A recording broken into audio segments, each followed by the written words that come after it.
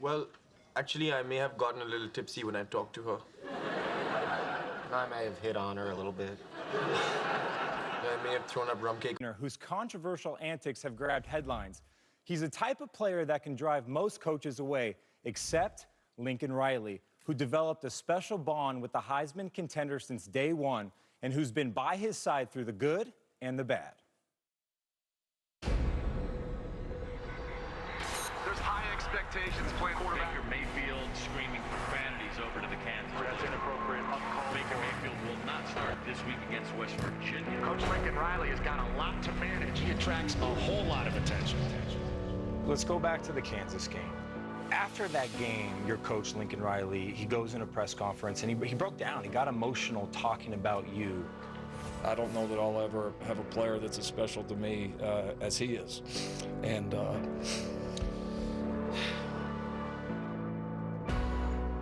how did you feel when you watched that? Truly grateful for a guy like that. You know, I know I disappointed him, put him in a bad spot in a situation that he had to answer questions on my behalf. So I just grateful for how he handled it and how his support has, never gone away. Where does that emotion come from in regards to him? a lot of places, our relationship, the fact that we've been, linked together so much through a journey. I mean, again, who would have thought, 2.5 years ago, he comes to walk on here, and I happen to get a chance to come coach here, and then, look where we're at now. It was Lincoln Riley as his offensive coordinator who put him in a system that has allowed him to excel. He's been a guy that I can talk to about anything, and normally you don't get that out of a head coach. So he could be just a coach that gets paid a lot of money just to do the football schemes, but no, I mean, he gets to know you and really impacts your life. You talk about impact. In what ways has he impacted your life? Well, I know I would not be the football player I am today without Coach Riley. I had my mentality, my edge that I played with, but, how he came in and he just kind of let me be who I am and let that go. And he's realized when I'm going to be at my best, and he's encouraged that. Look at Mayfield celebrate. Unbridled passion and joy about playing football. He knows when to turn it on. He knows when to be serious in the meeting room and really be locked in. He's one of the most cerebral quarterbacks I've ever had, and he's played this position more efficiently than anybody ever. Baker Mayfield, he's got magic in him, folks. He is a front runner for the Heisman Trophy. When it's all said and done, how do you want to be remembered? Growing up a fan, wanted to play here my whole life. When I was a kid, looking up to people that played here, the Jason Whites, the Sam Bradfords, I want to have that legacy. So let go and surprise yourself.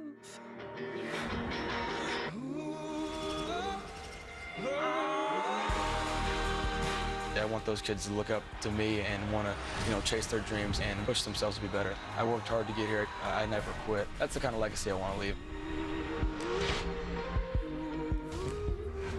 You, Joel Klatt, been big fans of him all season long, but I get the sense after watching that, you like him even more after that interview. Yeah, I do. It's interesting. I think he's misunderstood at times. I know he's had his issues off the field, obviously, and he's going to have to learn from those. But a couple things when you watch that and just sitting there, especially with his coach, Lincoln Riley said it there. He can just turn it on. He knows when to turn on. When he puts that uniform on, he becomes the football player that we see on Saturdays.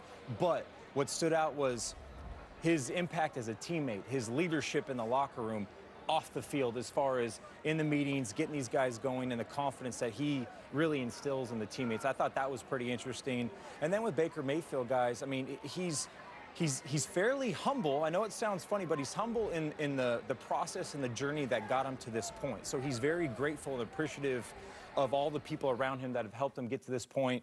Obviously, he's a talented football player, and I really, really came away impressed with him. And a bigger guy than you thought he was. He's a big dude. Like, he's not 5'10". Just got some weight down. Got a little bit of weight room. He's not. He got the pipes. You know what I mean? But yeah, it was impressive. He's a good kid. Obviously, there's room to grow, like all of us when we were that age. But he's had one of the best careers we'll ever see as a quarterback. Oklahoma wins next versus TCU in the Big 12 championship game. By all accounts, they should be off to the college football playoffs. Who are the 4 teams come tomorrow in about 24 hours that are off to the Final Four? Well, I have Oklahoma in that group, but I've also got Auburn, I've got Clemson, and I've got the Ohio State University getting that last spot in the college football playoff. Mine are the same, except Wisconsin. So I got Oklahoma today, Auburn beating Georgia in the rematch.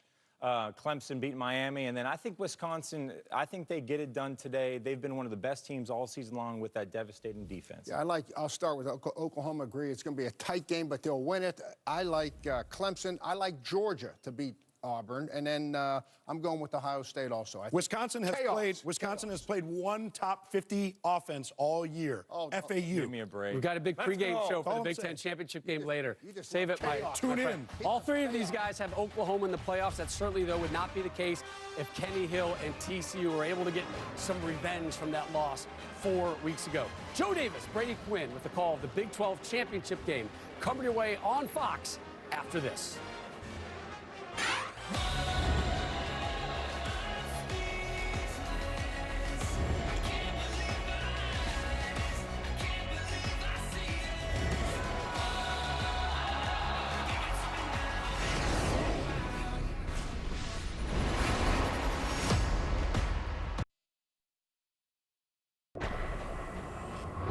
This year, the Sooners have been dominant,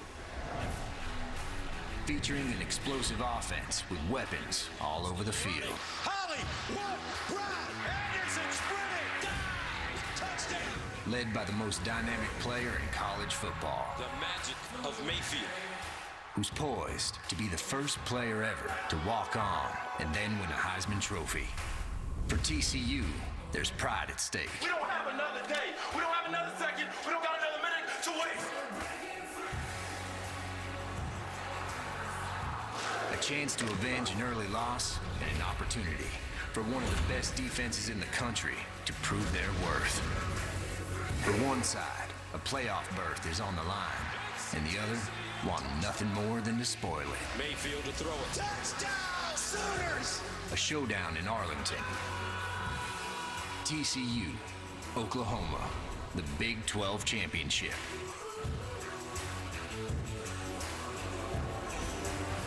From Arlington, Texas, welcome to the 2017 Big 12 Championship on Fox, presented by AT&T. For the first time in 7 years, there's a Big 12 title game, and this one pits the 11th-ranked Horned Frogs and the Sooners at number 3, perhaps on the verge of the college football playoff. Welcome inside. Joe Davis with Brady Quinn. You know, the Horned Frogs started this season unranked. They were a bit of a surprise, sitting at 10-2 to get to this championship game. For Oklahoma, different coach, but same story. Lincoln Riley steps in, and behind the Heisman frontrunner at quarterback, they sit at 11-1. He's been the best player this season in college football at the most important position. He leads the country in touchdown passes, completion percentage, and ratings. And what makes him so successful is his uncanny ability to buy time in the pocket while still keeping his eyes downfield to make the big play. Oklahoma leads the country in big plays this season. That's why their offense has been so dynamic, and that's why they're playing this matchup today. And look, Baker Mayfield, he's a very interesting cat. Look, he's an edgy player. He plays with a lot of attitude, but this team plays off of his attitude and his edginess. That's why they're playing in the Big 12 Championship once again. What do you think of the Horned Frogs? You think defense, right? No different with this edition. Gary Patterson has one of the nation's best once again. And it's a complicated defensive scheme. A mix of coverages, defensive fronts, and pressures. They lead the Big 12 in sacks this year. And really, with the exception of their game versus Oklahoma earlier this year, they've been the top defense in the conference. And when you look at some of the struggles that they've had in that game up in Norman, Oklahoma, it's been stopping the gap running schemes. TCU didn't do enough putting guys on that side of the line of scrimmage to be able to fill some of the run gaps, and you can see it's a clear running game to the end zone. It started with the power run there, and they come back later on in the game with the counter schemes. And it's incredibly difficult to stop, but they've had enough time to kind of make these adjustments, and it's going to come down to whether or not TCU has made enough adjustments and if they can execute it in today's Big 12 championship game. Yeah, they'll have another opportunity here less than a month after they met in Norman. We've got the Horned Frogs and the Sooners, the national anthem from Arlington on the other side of this break.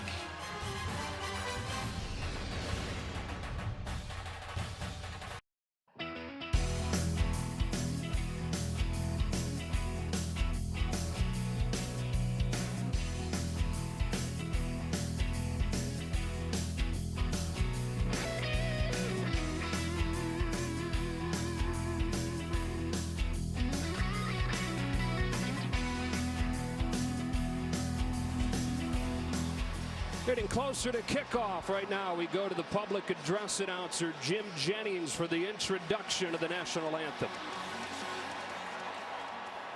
Ladies and gentlemen, at this time, we ask that you please rise. Join in the playing of our national anthem as we honor those, past and present, who protect the values of our great nation at home and abroad. The colors are being presented by the Arlington Independent School District, Texas 31st Air Force Junior ROTC. And performing the national anthem is the Pride of Oklahoma Marching Band.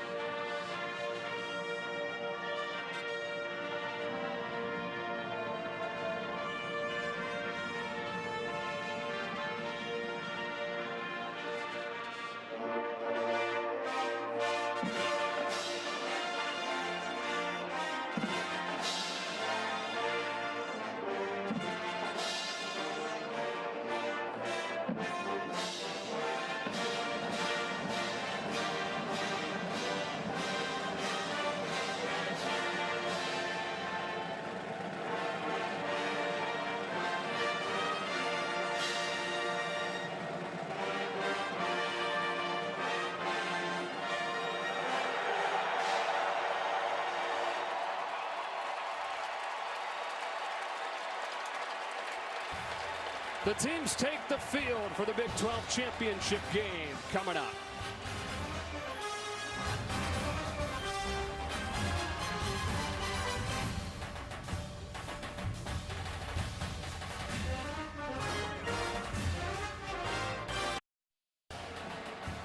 Welcome back to Arlington, Texas for the Big 12 Championship. Time now to meet these two teams. The TCU Horned Frogs have reached 10 wins for the third time in 4 seasons.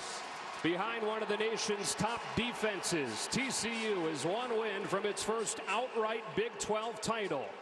To introduce the Horned Frogs, here's TCU legend and NFL Network analyst, LaDainian Tomlinson.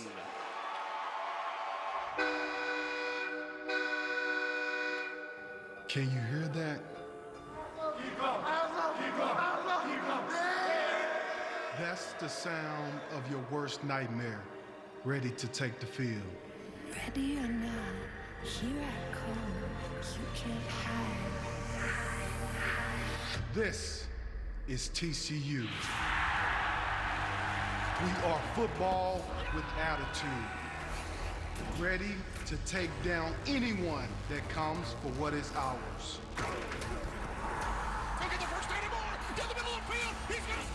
This is our Big 12 championship. They're gonna get a snack. How about that? It's time to fear the frog. Give them hell, TCU. Ranked number 11, these are the TCU Horned Frogs.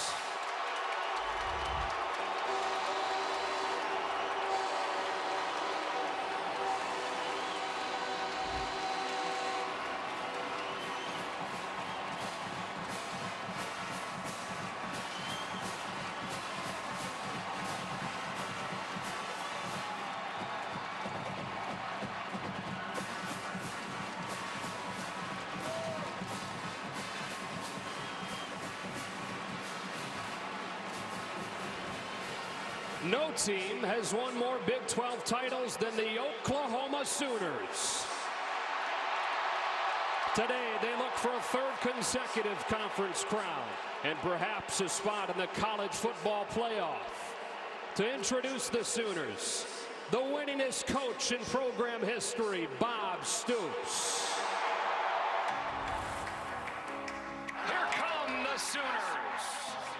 You better not be the one to doubt us. This is Oklahoma football, home of Sooner Nation. 'Cause we gon' blow your mind. Touchdown, Sooners! Where champions are bred, loyalty runs deep. We are a band of brothers that live by the colors of crimson and cream. Smash mouth OU football. Our offense fueled by grit and determination. What a play!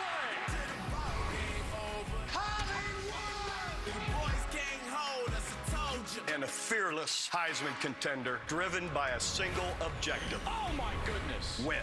Baker Magic Mayfield. On this day, we fight for the Big 12 crown. We gon' blow your mind. It's time to rise above the rest. With the speed, look out! For there is only one Oklahoma.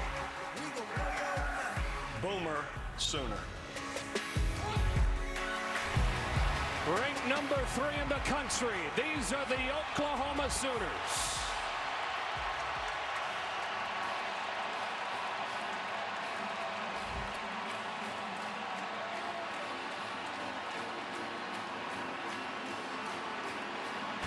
Let's do it already. Opening kickoff from Arlington on the other side of the break.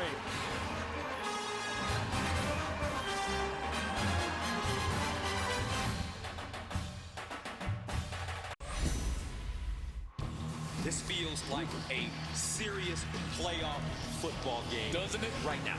Anderson with throw. Touchdown Sooners. Mayfield over the middle.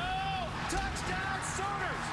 What a game for this kid. Smash mouth OU football. 38-20 the final. Oklahoma improves to 9-1. And so for the second time in less than a month, it's Oklahoma and TCU. And on the field, it's Bruce Feldman. Joe, in the first meeting between these teams, there were a lot of extracurriculars, including in the pregame when Baker Mayfield pegged TCU safety Nico Small on the head with a pass. Small ended up missing the next 2 games with a concussion, and Gary Patterson told us, I'm not sure if it caused it. Then again, I'm not sure that it didn't cause it. Lincoln Riley also inflamed Patterson a little bit with his explanation of that Mayfield throw, saying when you run through another team's warm-up line, things like that can happen. When we talked to Lincoln yesterday, he goes, you know, I probably shouldn't have said anything in the media about it. Gary knows I respect him, and he knows I respect his team. Now over to the TCU Horned Frogs with Petros Papadakis. Bruce, we don't have any fireworks in the pregame so far today, but there were fireworks last week, and that's why Nick Orr, the safety, is not starting this game. Multiple punches thrown against Baylor. He is out for the first half. Starting in his place will be Markel Simmons. He started 2 games when Nico Small went out for the head injury that may or may not have been caused by Baker Mayfield. But no fireworks so far. We'll see him on the field. Joe? All right, boys, we're ready to go. TCU won the toss, deferred to the second half, so right away we get to see strength against strength with the Oklahoma offense and the TCU defense. It's the Big 12 championship game for the first time in 7 years. TCU, Oklahoma, off we go.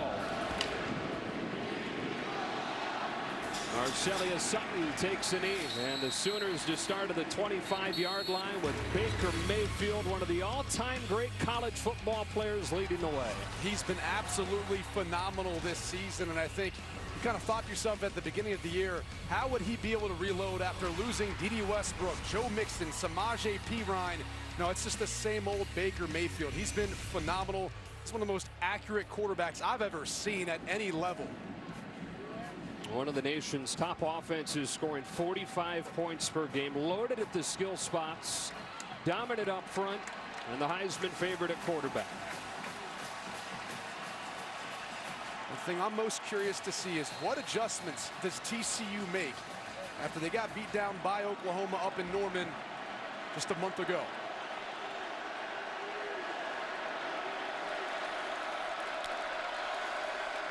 Rodney Anderson has exploded over the second half of the season. No player in Power 5 conferences has had more yards than Rodney Anderson over the last 6 games, and a guy who played in just 2 games over his first 2 years. On second down, Mayfield to throw for the first time. Lets it fly from Mark Andrews, and it's 3rd down. With a defense from Traven Howard, Mayfield sailing his tight end, 3rd and 7. And what coverage by Travin Howard. He plays linebacker. How many linebackers can run down the middle of the field and essentially play the deep middle of the field like he did on that last play? And third down, this is the down. I'm curious to see how much pressure Gary Patterson will bring versus Baker Mayfield. He is the best quarterback in the country versus the blitz.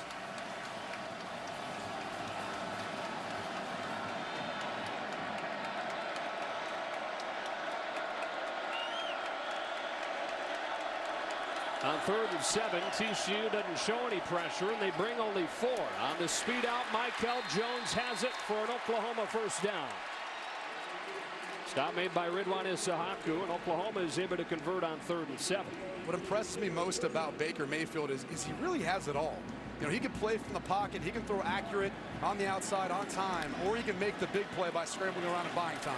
Back-to-back first down runs. This one goes for 3 or 4. Matt Boson making the tackle. Now, one of Rodney Anderson's biggest games during the second half of the season came against these Horned Frogs. 4 first-half touchdowns and 290 total yards. He swings out of the backfield on 2nd down. Mayfield scans the field and drills one for Andrews, and a first down at midfield. Mark Andrews, the Mackey Award finalist. And just watch Mayfield's eyes. He's going to look to the left. He wanted CeeDee Lamb, didn't have him. Steps up, buys time. He finds his tight end over the middle. Look at his eyes. Off balance, still an accurate football. Allows Mark Andrews to get the first down. On his 52nd catch of the year to lead the Sooners. First down and 10 from the 50. Corner blitz coming from the far side. Mayfield rolls away from it. Heaving one deep towards the end zone and incomplete. He wanted Marquise Brown. Jeff Gladney was step for step with a speedster, and it's 2nd and 10. They tried to bring some pressure off the edge. You're going to see the corner blitz. It comes from the opposite side of the field. Baker Mayfield wisely knows he doesn't have it protected. He moves away from it and tries to give Brown a shot. In their last matchup, Gary Patterson felt like maybe Oklahoma stole one of their signals. They dialed up a quarterback blitz, and they actually ended up bluffing him with Rodney Anderson, and he was wide open for a huge game. They changed that signal over the last few weeks. On 2nd and 10, again just a 4-man rush. So Mayfield with time. Underneath he hits Jones for his 2nd catch, and a nice tackle by Travin Howard. And Gary Patterson pleased to have Howard back, one of 2 starters that has missed the last couple of games. Nico Small and Travin Howard. Howard was out with an ankle injury, and Gary Patterson says he's one of the best linebackers he's coached. 5 players are on the first team All Big 12 for this TCU defense. It's a veteran group, very experienced. The best groups at getting pressure in the Big 12. They lead the Big 12 in sacks. Oklahoma converted a 3rd and 7 earlier on this drive. This is 3rd and 6.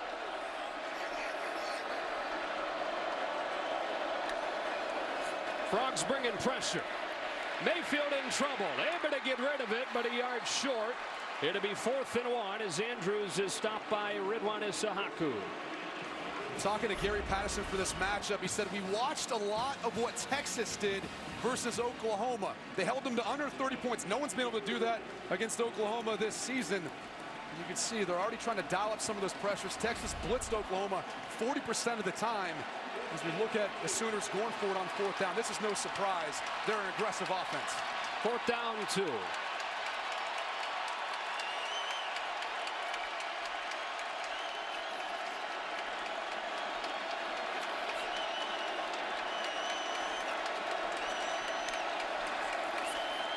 Option play. Anderson's got a first down and then some inside the 30. A gain of 12, and Oklahoma's converted a 4th down. So this is called the freeze speed option. Watch as Baker Mayfield kind of makes it look like there's going to be some action. It freezes the end line defender, and it allows Anderson to get to the edge of the defense and pick up the first down. You know, one of the things that I think is underappreciated about Lincoln Riley is his play calling. In game, he's one of the best in college football. Of course, was the O coordinator his first 2 years at Oklahoma, then took over for Bob Stoops as the head man prior to this season. And since he took over, Oklahoma #1 in the country in just about every offensive category. On the 10th play of the opening drive for the Sooners, Mayfield looks short side, gets through his progression, zips one behind Marquise Brown, and it's 2nd and 10. Riley, the youngest FBS coach in the country at 34 years old, and the youngest coach to take a team to any conference championship game. Yeah, and look, he kind of fell into a good situation. Obviously, what Bob Stoops has built at Oklahoma has been tremendous, but that doesn't make it easy. And there's a lot of pressure on you. You got to hold yourself up to that standard, and Lincoln Riley has done that this year. First time since 1998 somebody other than Bob Stoops roamed those Oklahoma sidelines, and Lincoln Riley's done a great job following it. Out of the pistol on second down. Here's Brown. Gets a block. Marquise Brown shifts his way into open space and stumbles back.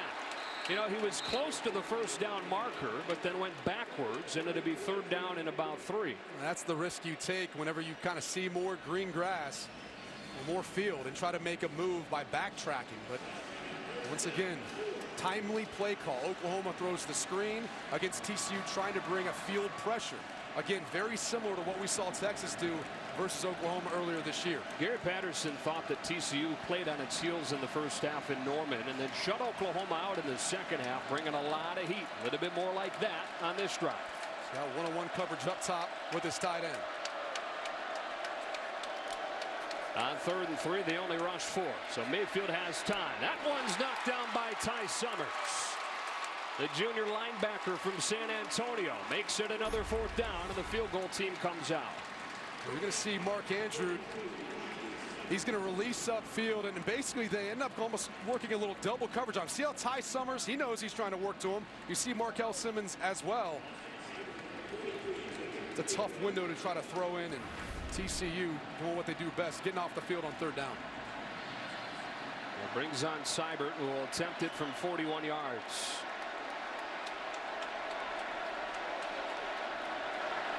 The junior out of Belleville, Illinois, has nailed 12 in a row, and Oklahoma has points on its opening drive. Kenny Hill and the TCU offense to the field for the first time in this Big 12 championship game when you come back.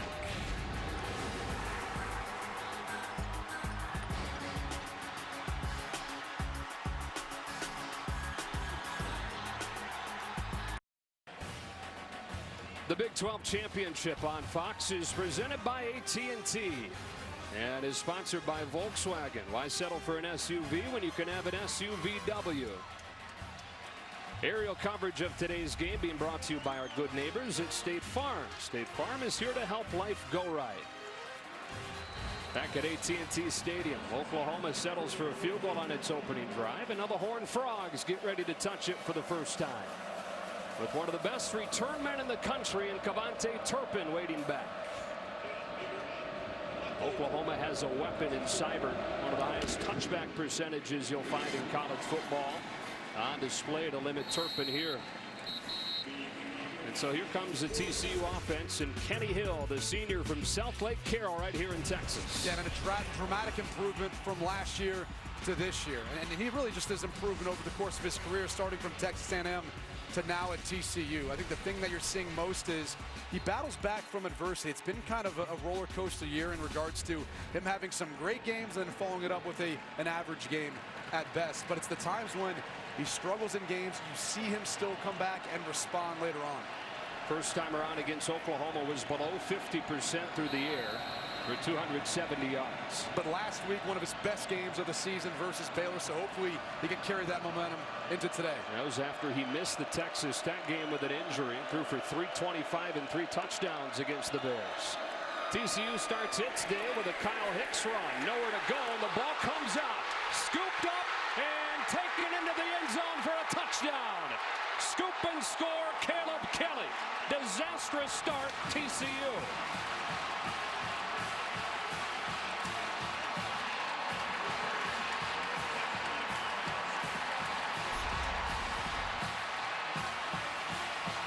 Let's take another look. This seemed pretty definitive that the ball was out before Hicks was down. You can see right there, Amani Bledsoe able to get that big paw in on the football. And there's Caleb Kelly. Take it to the house. And the key on that play, Caleb Kelly actually brought pressure off of the edge. So good hustle by him, continuing to run down the football. Now, this has been one of the strengths of this TCU offense, taking care of the ball. It turned it over just one time over the last 4 games. One of their 2 losses. Turnovers were a huge issue. At Iowa State, they turned it over 3 times, but had been so good at taking care of it since then. Oklahoma races out of the gates with a little help from the defense. In the Big 12 Championship, it's 10-0.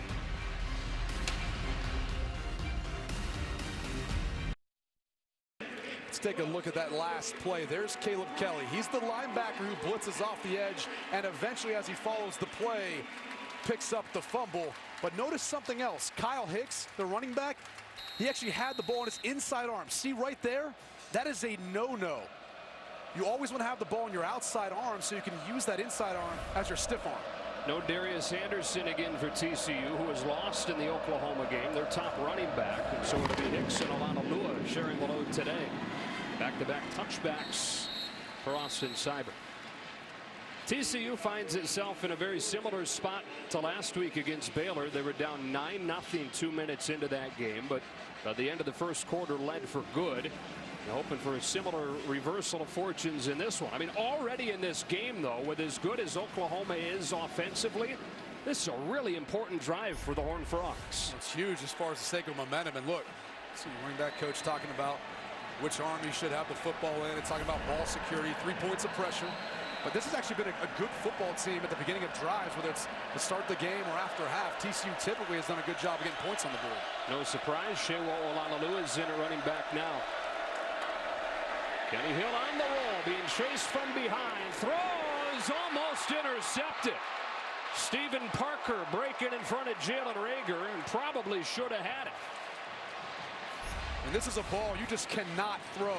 As Kenny Hill rolls out to his right, you're going to see Reagor kind of start to cut flat, but he's not open. And clearly Stephen Parker started to undercut that. TCU's very fortunate this wasn't an interception. Lincoln Riley's reaction on that Oklahoma sideline. And again, TCU has been so good at taking care of the ball lately. Almost 2 turnovers on 2 plays to start the game.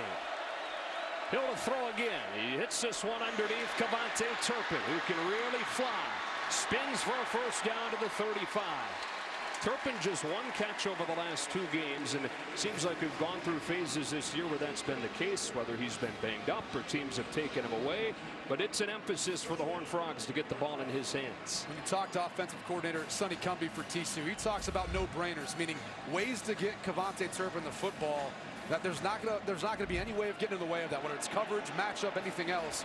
That was essentially just a downfield screen to Turpin. They'd like to get him going early and often in this matchup. On first down from the 36 in the quick game, here's John Diarz. He breaks a tackle and crosses midfield. Yet another TCU receiver who's been quiet lately that they wanted to get engaged early in this game. And I think when they've got him matched up one-on-one, which he is right here on the outside, they'd like to try to utilize his size and his hands. Diarz 6'1", 215 pounds. LSU transfer has a first down. And now Hill in trouble, trying to get away from Okoronkwo, and does to Olanolua, body slammed down by Oklahoma's leading tackler, Emmanuel Beal. Got Okoronkwo coming off the edge. He's one of the best in the Big 12, and if you're Kenny Hill, you got to step up in the pocket before you get out to the outside. But Olanolua, for a running back, he's got some good hands. Yeah. He's big, too. 6'3", 235 down there before the game. You're right, huge. They like to run some of the Wildcat with him. Oklahoma struggled against West Virginia last week in the Wildcat. He runs it for the first time and stopped by Amani Bledsoe. They thought that Shewa Olanolua last week, running for a career-high 71 yards. Gary Patterson said it was the first time that he ran the way a big back should. Ran like a guy who's 235 pounds should. Kyle Hicks comes back in for 3rd and 7. This has been the sweet spot for the TCU offense. Lead the Big 12 in 3rd down conversions this season, and it's interesting. Actually, as it gets deeper, 3rd and 8+, they get better. Kenny Hill, who has the highest completion percentage in the country on 3rd down this year, barks out the signals. Hill throws incomplete. Rager stumbled coming out of his break with the coverage from Parnell Motley. 4th down. You're going to see Jalen Rager at the top of your screen. He's going to run a little out route, but he just doesn't keep his footing. And look, they played a game here Thursday night, and they obviously have changed out the field since then. And we had spent some time down there on the field. I mean, there's some spots that maybe you think the footing wouldn't be as good as you would assume on a turf field, an artificial surface like this. I felt it yesterday, so I put spikes in my dress shoes today, and it was a lot better. And Nunez with a line drive punt. Normally one of the best in the country. That was not a very good one. So Oklahoma will have it inside the 20, already leading 10-0. The Heisman frontrunner Baker Mayfield back out there in just a moment.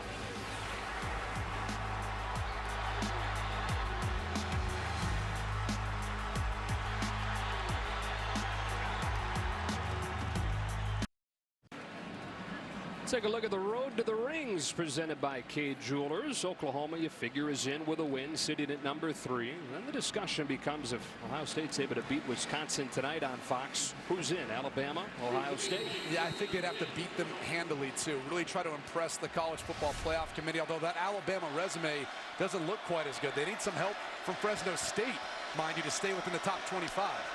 Oklahoma settled for a field goal on a 12-play drive to start. Rodney Anderson with the short first down gain here.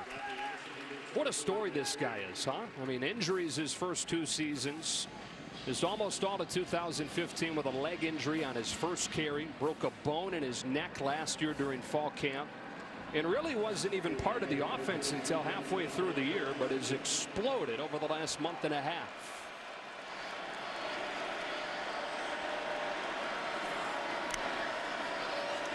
He's got it again on 2nd down, and he's greeted rudely by Ben Banagou.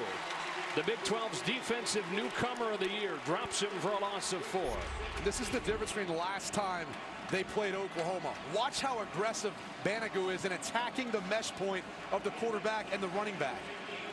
He forces their hand, and that was something where when we talked about in the open, a lot of the gap running schemes Oklahoma likes to run, they weren't as aggressive as far as attacking Baker Mayfield and the running back at the mesh point. Number 2 run defense in the country, Brady, but they gave up 200 to Oklahoma the first time around.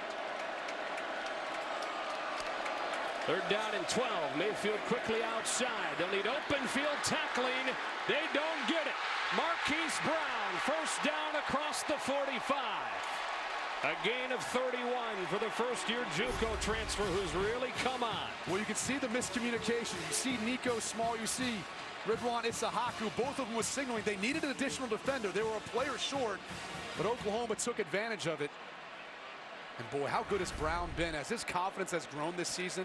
He's evolved from not just kind of a special teams guy with some speed, but a legitimate deep threat. Oklahoma replaced D.D. Westbrook.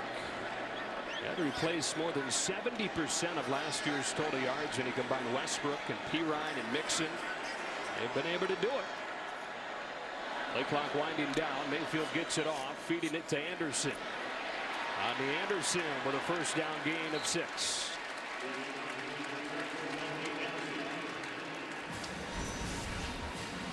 This is when we're talking about this TCU defense. It's been every other game this season besides Oklahoma.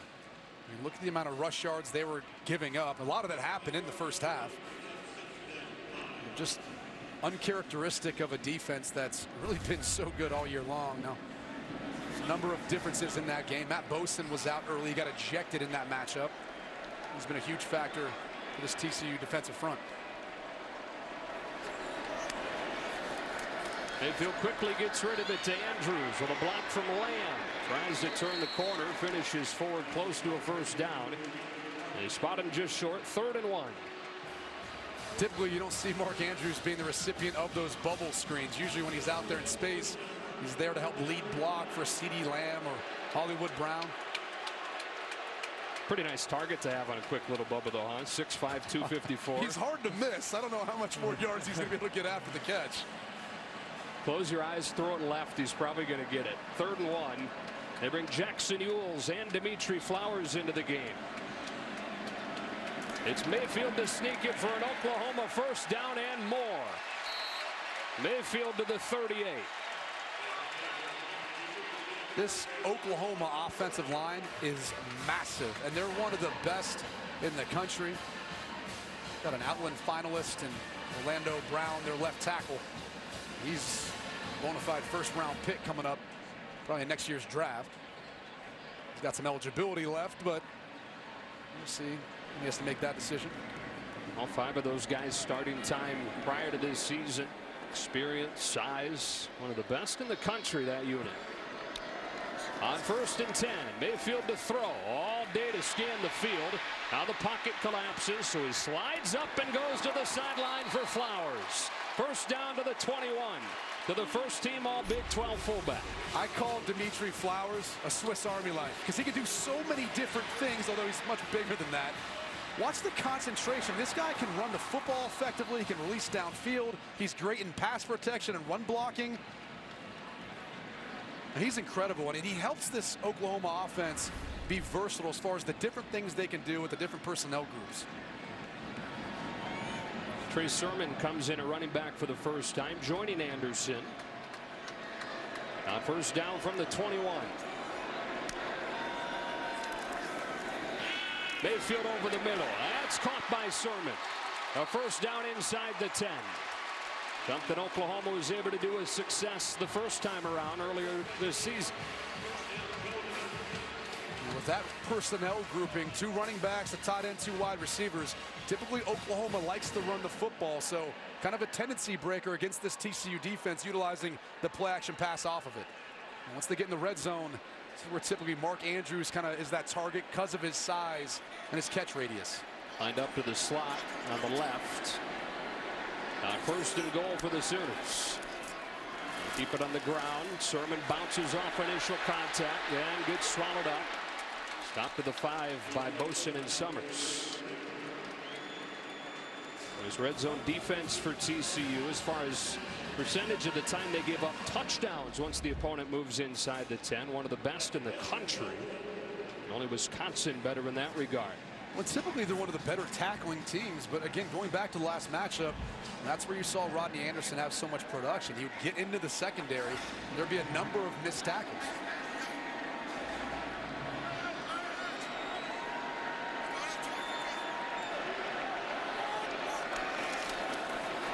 Mayfield sets. In zone Andrews. Touchdown Oklahoma. And they've exploded out of the gates on the Horned Frogs again. Well, how often do you see this? Baker Mayfield under center. Doesn't happen very often. He's going to fake, drop back, and you're just going to see a little short post route by Mark Andrews to the back of the end zone. Everyone's eyes are caught up with the jet sweep fake, the run fake. And there's Mark Andrews just finding that soft spot back and behind the TCU secondary. Started the game with a 12-play drive that finished in a field goal. Here they go 81 yards in 10 plays and finish it with a touchdown. The key play on the drive, Marquise Brown going 31 yards on 3rd and long. It's finished off with Andrews, and it's all Sooners in the Big 12 Championship.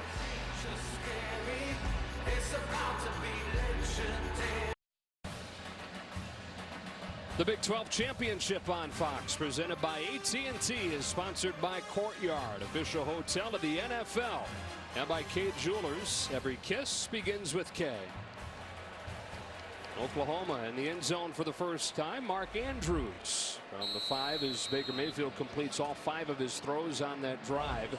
Getting a big 3rd down conversion to keep it rolling. Andrews has 6 receptions in the red zone this season, 5 for touchdowns. He's had a ridiculous touchdown ratio in his career. Like anytime he touches it, finding the end zone. Still no chance for Cavante Turpin to bring it back. Let's go in the huddle, brought to you by SoFi, a modern finance company with Petros. Guys, Gary Anderson very upset. Gary Patterson, excuse me, very upset with his team when the defensive backfield was coming off the field after the touchdown. He got into him about a miscommunication, and when he got the whole defense together on the sideline, he started yelling about playing with more speed, playing with more confidence. It's okay to make mistakes, but he thinks his team is being hesitant right now. I think the back-breaking play on that drive was the conversion with the quick screen. And clearly there was a miscommunication in the secondary. They're a short defender. That kind of broke the back of the TCU defense. They couldn't ever get back on track. Horned Frogs had a chance at a 3-and-out had they come up with an open field tackle on Brown, but couldn't. John Diar's for the second time has it on the out pattern and keeps the legs churning for a first down.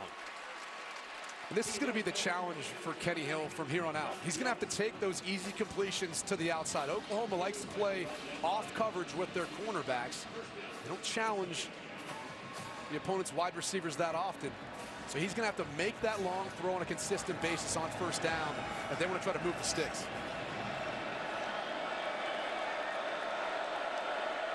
They'll start at 4 of 6. Shovel pass coming to Kyle Hicks, who's pulled down by Kenneth Mann. Hicks' first touch since he fumbled it on the first play of the game, and it was scooped and returned for a touchdown. It's one of those curveballs TCU's offense likes to throw in throughout the course of the game. It was unbalanced. You didn't see an eligible wide receiver on that left side of the field. A little shovel pass, just something that TCU does, trying to give the defense a lot to think about, whether it's personnel, formations, the type of play calls. This time they put Hill under center. On 2nd and 5 from the 41. They'll throw it for Turpin, too high. Tried to set up Turpin in space. 3rd and 5 for the Horned Frogs.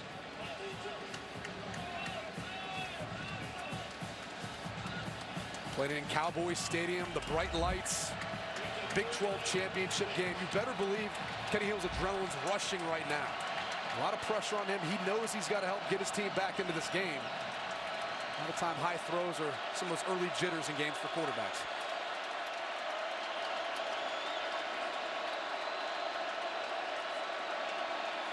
The best 3rd down passer in the country. Facing a 4-man rush. He's got time. He rolls to his right. He needs the 47. He's got it into Oklahoma territory. Tiptoeing the sideline inside the 45. A run of 18 yards for the senior Kenny Hill. And he's going to have to do this throughout the course of the game, because there's going to be times when no one's open downfield. Oklahoma drops back 7 into coverage, and he's going to have to take off and find ways of making plays with his feet. Here's Turpin out of the backfield this time. And he gets a short gain. Will Johnson able to fight off with a block. 2nd and 9.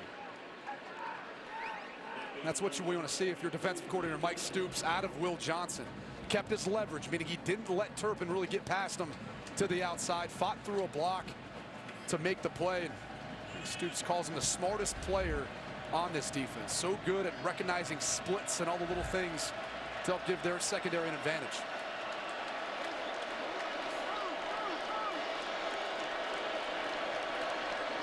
Diar's 3rd reception. It's a block from Jerrison Stewart. Runs through the arm tackle of Trey Norwood. And has a TCU first down and a gain of 15. John Diar's is a load. I know he's listed as 6'1", 215, but he looks bigger than that down there in the field. And once he gets going, he's tough to bring down. Hill retreating off play action, running out of time and going down. It's Amani Bledsoe who forced the fumble on the first play from scrimmage. Coming up with a sack. 2nd down. One of the things Oklahoma does extremely well when rushing the quarterback is they get those high edge pressures. See Caleb Kelly right there? They force them to scramble up into the pocket, and that's where defensive tackles like Amani Bledsoe and some of the others up front can be able to get some of those sacks for them, not necessarily with their push initially, but because of the edge rushers. In the return to the Big 12 championship game, Oklahoma with the best first quarter in the game's history. 17 points more than anybody in the first quarter ever. 2nd quarter on the other side.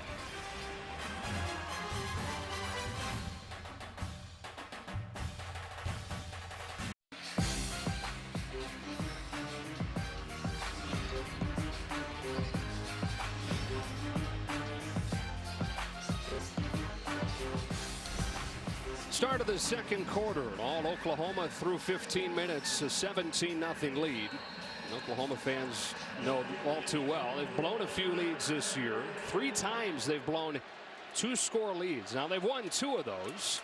And they lost that Iowa State game after a big lead. Here's a trick play to open the second quarter. The former high school quarterback Desmond White couldn't find anybody open. Able to get back close to the line of scrimmage where DJ Ward brings him down, and it's 3rd and long. One of the most dynamic players ever at DeSoto High School and in Texas. One of the reasons why they like to try to design plays, whether it's trick plays, gadgets, things of that nature, to get guys like Desmond White or Devontae Turpin the football in space. They really trust them in their decision making, but also their explosiveness.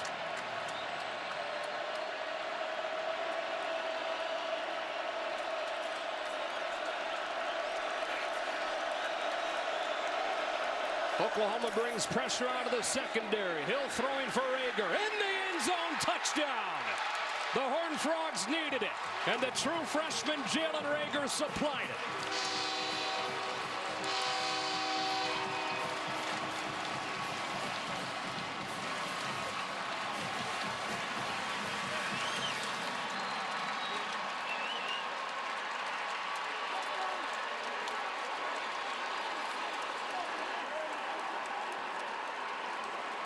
Just what the doctor called for TCU. 29-yard touchdown to Jalen Rager. Team leading 7th of the season for the co-Big 12 Offensive Freshman of the Year. And it is Cole Bunce to handle the kicking duties today. Apparently Jonathan Song is okay physically at this point, but they're going to ride Bunce, who's been pretty good the last couple of games. Oklahoma gambled, and TCU was able to respond. You see Kenny Hill, he sees the pressure. He signals out to Rager to run a fade route to the end zone. That's the Horned Frogs with 6.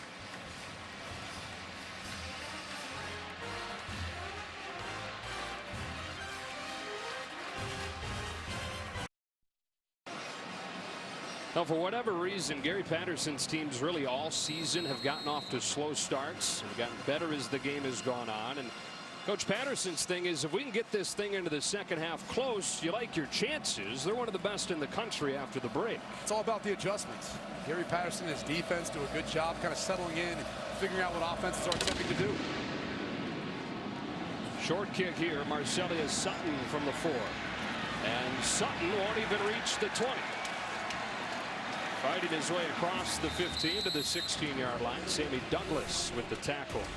What a way to finish the day on Fox. The Big Ten Championship tonight.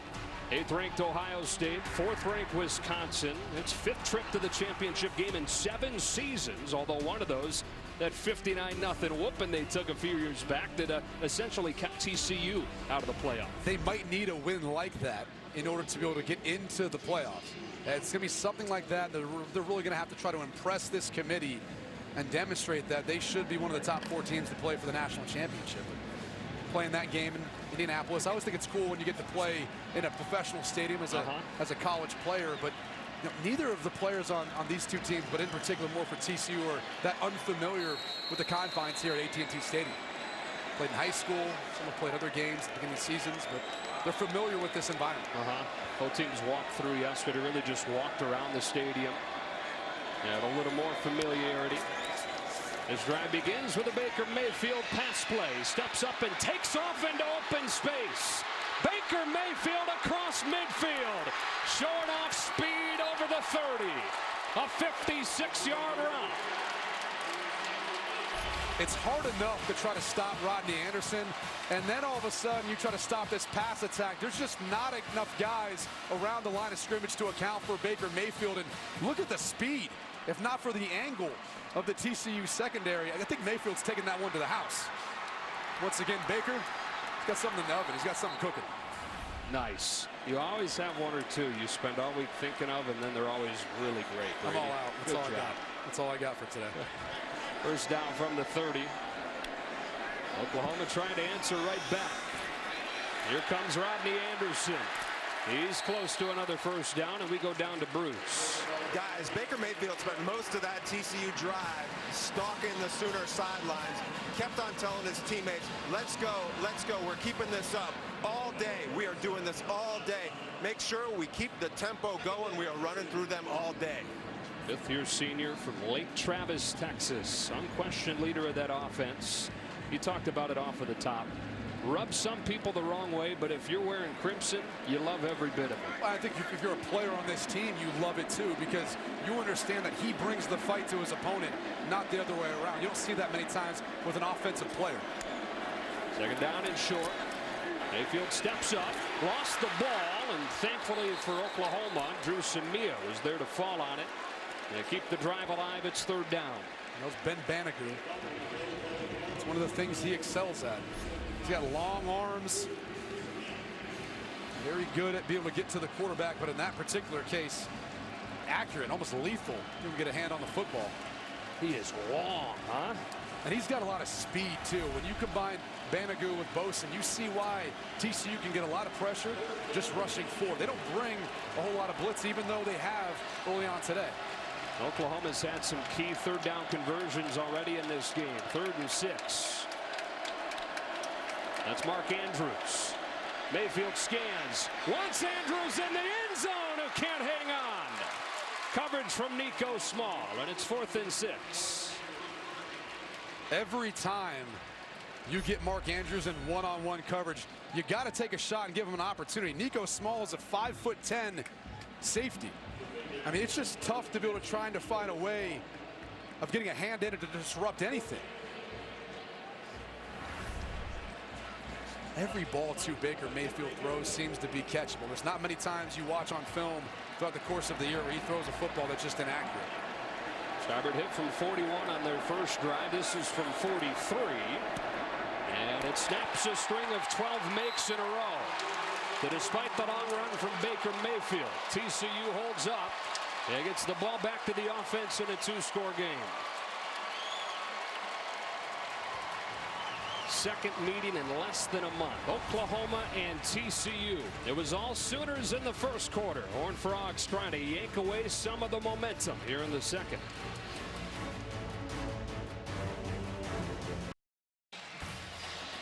The Big 12 Championship on Fox, presented by AT&T, is sponsored by Dr. Pepper, the one fans crave.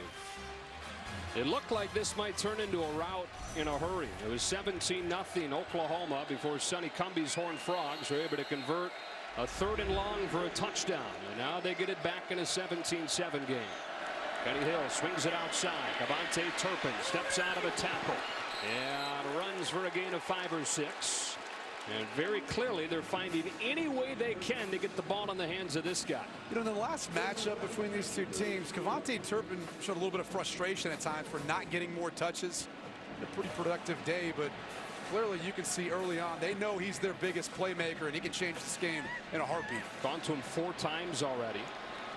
He only had 1 catch over the last 2 games coming in. He's the motion man on 2nd and 4.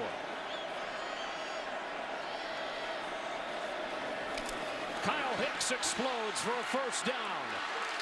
Close to midfield for the senior, who's trying to bounce back from that fumble on the first play. Here he goes for 17. Watch how long Kenny Hill holds this. I mean, it took a while for him to give that football to Kyle Hicks, and I think he forced Amani Bledsoe to commit to him, which then helped open up the hole for Hicks. And Hicks is a guy who, last year he was honorable mention all conference, was the featured back, more than 1,000 yards. He's dealt with injuries this year, though. Dealing with some adversity today, trying to bounce back. Back to him to the short side of the field. And Kyle Hicks again accelerates 4.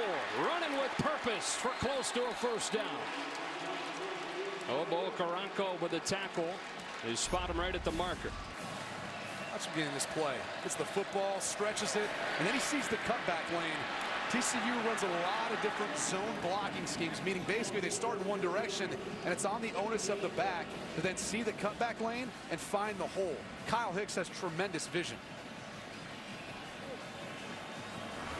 Right here in Arlington. Taken down less than a yard. And they'll throw it against the blitz. Hicks is open out of the backfield for a TCU first down, and a heavy dose of Kyle Hicks on this drive. When you get plus 50, you got second and short like that, typically you'd like to take a shot. TCU ran 4 verticals, but credit the Oklahoma secondary for their coverage. Then Hill finds the easy completion to Hicks for the first down. And it's an Oklahoma defense, Brady, that I think the best way to put it is this year they've been just good enough. And an offense-happy Big 12. Giving up a lot of yards, a lot of points, but heck, they're 11-1. Hill keeps it this time. Lost the football and then fortuitously finds it, finishing to the 31. It was Okoronkwo who tripped them up. Was playing with fire here. We talked about how long he held the football the last time in Kyle Hicks' gut. And this time, you know, maybe he didn't have as sure of a hand on the football because of the timing of that. We talked about this Oklahoma defense. I mean, one thing that they've suffered, though, is a number of injuries this season. Wow, that one was red, but Stephen Parker couldn't get his hand on it, so Desmond White gets a first down. Oklahoma had that thing ID'd from the start, and TCU dodges a bullet. The past 2 plays, watch this. He comes off the edge, nearly intercepts this, and if Parker did, that would have been a pick 6, no doubt about it. Now it leads to a first down for TCU. I think Hill saw that, put a little extra on it. I'm sure he tried to adjust his arm at the last second if he could.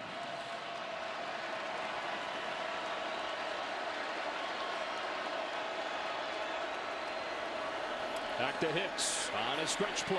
Gets the corner. Kyle Hicks close to the 15. There's some mixed emotions in the crowd. The Oklahoma fans won to hold. Meanwhile, the TCU fans are excited about, once again, a positive game. As you can see right there, it's number 81, Cole Hunt, working on Caleb Kelly, and you could maybe make a case there, but our rules expert, Mike Pereira, saying, no, play on. Mike's with us in Arlington today. Hill pumps one way, look at end zone the other, and finding Cole Hunt, who's crunched with a first down to the 11. That is only the 7th catch of the season for the Rice transfer, but it picks up a TCU first down. Yeah, but that one had to have hurt. Watch this high-low as Hill works back to him, and oh. Not a bad blood between these 2 teams. Heard Bruce Feldman talk about it before the game. And then you play him again 3 weeks later. Midway through this second quarter, Horned Frogs on the move. Fake to Hicks, end zone shot. John Diaz adjusting, incomplete. I think he hauled it in, but perhaps was out of bounds when he caught it. And now the officials are coming together. One is already signaled incomplete. The question's going to be, did he gain possession or control the football and get it knee down? And that looks like that may be a touchdown. Now it's got to be definitive and indisputable.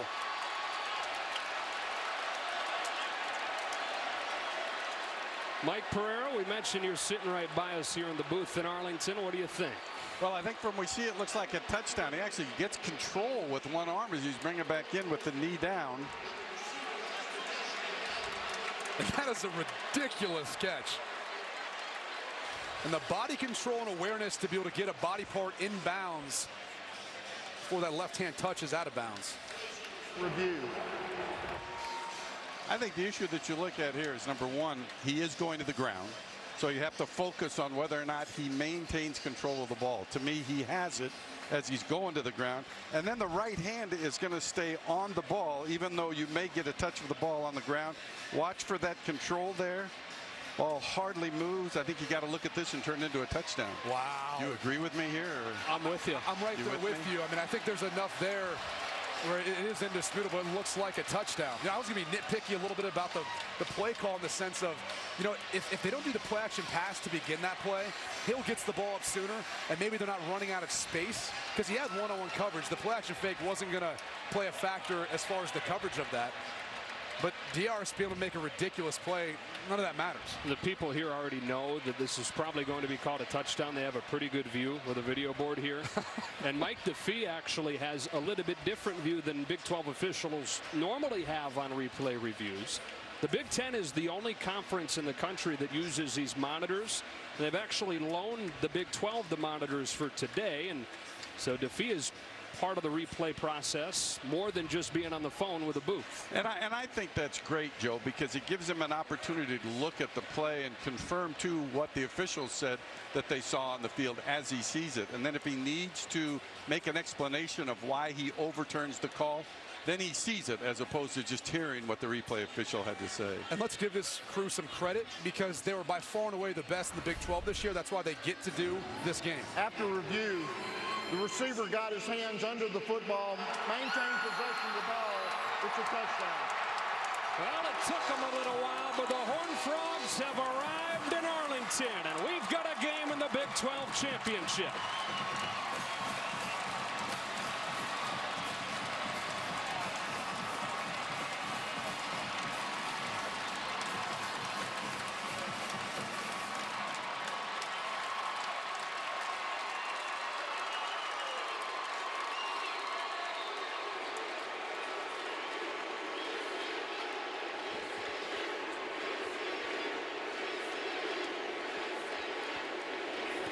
Cole Bunce adds the extra point. What a catch from John Diaz. He had to have known it. He was just waiting for the inevitable, the call of a touchdown at a three-point game.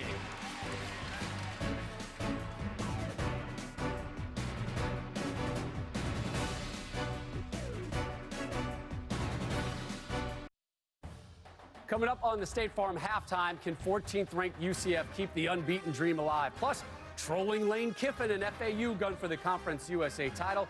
And we'll preview tonight's Big Ten Championship game here on Fox. Joe Brady, see you at the break. All right, Rob, looking forward to it. Kenny Hill, back-to-back drives with touchdown passes. Getting nice catches on both. Jalen Reagor and then John Diaz with one that you'll see replayed all over social media. Cole Bunce with another short kick. Jeff Badette's back on this one. Kentucky transfer, the speedster, takes it across the 30. There's a flag down. A couple of flags come flying in from around midfield.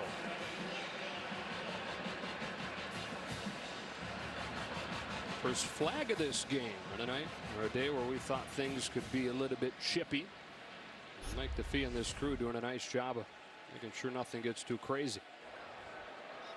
Personal foul, face mask, kicking team number 35.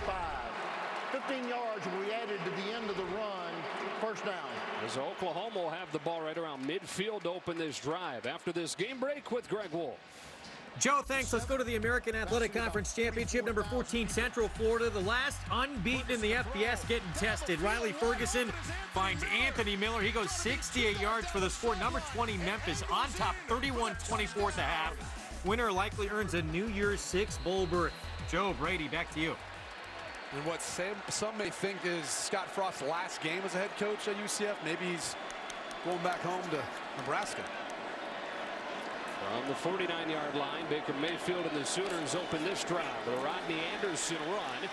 And Anderson looks plenty healthy there to the 41-yard line. Bruce Feldman letting us know that they've had to tape him up a little bit extra. The trainer's looking at him, but he's saying he's good to go back in despite dealing with a left ankle that's bothering him.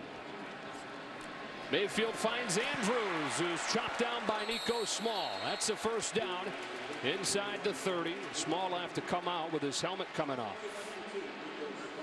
I wouldn't be shocked if Oklahoma didn't try to attack number 16, Michael Downing, who came in to replace Nico Small for a snap. Remember, TCU's already a man short safety because of Nick Orr, suspended for the first half for his role in the altercation against Baylor last week. High snap, pulled down with one hand. Anderson sneaks his way through a tiny seam for 3. Guy who's been quiet so far today is wide receiver CeeDee Lamb. Typically Lincoln Riley likes to get everyone some touches early in the game, get everyone going. Typically they like to utilize him when he's in one-on-one coverage. Been quiet so far today, not a catch yet.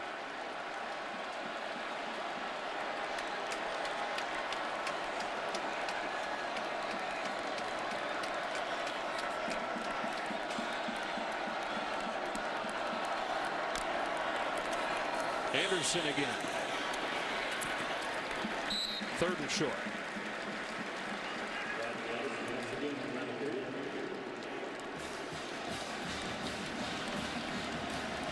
Oklahoma looking for a 3rd consecutive Big 12 title and perhaps a 2nd trip to the playoff in 3 years.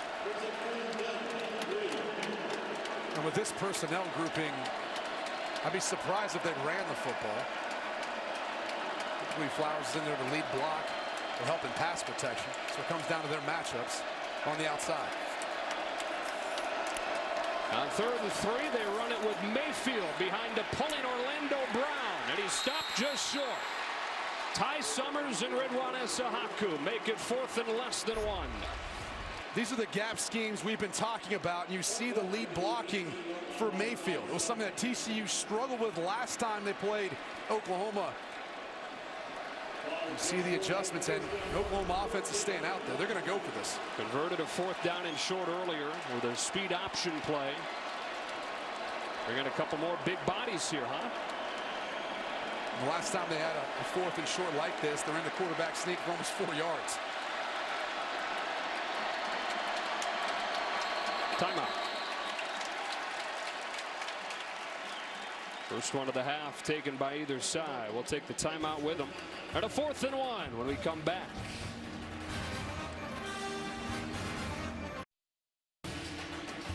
The Big 12 Championship on Fox, presented by AT&T, is sponsored by Geico. 15 minutes could save you 15% or more on car insurance. And by Wendy's fresh, never frozen beef hamburgers, the official hamburger of the NCAA. So a couple of part discussion here, right? It's go for it or not, and if you go for it, what's your call? Well, at that point, I think you still run the football. There's no reason to try to throw it here. You got a 4th down conversion earlier. You've got the size advantage up front. Just kind of curious that he didn't want to go for the field goal, only because, you know, either way, Seibert's been great. They go with the same personnel they had before the timeout with the 2 fullbacks, Ewells and Flowers.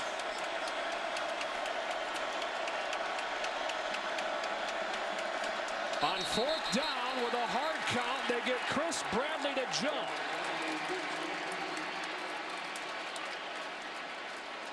Was there any movement from Oklahoma?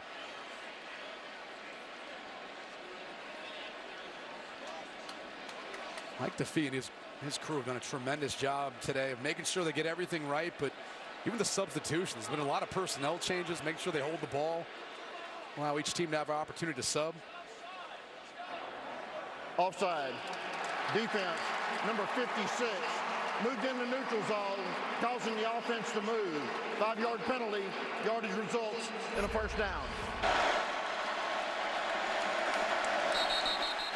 It's hard to hear, but this is just a savvy move by Baker Mayfield, who's obviously a really experienced quarterback. And when you're on a neutral site, you don't necessarily think about using the cadence as one of the things in your toolbox to try to get the defense offside.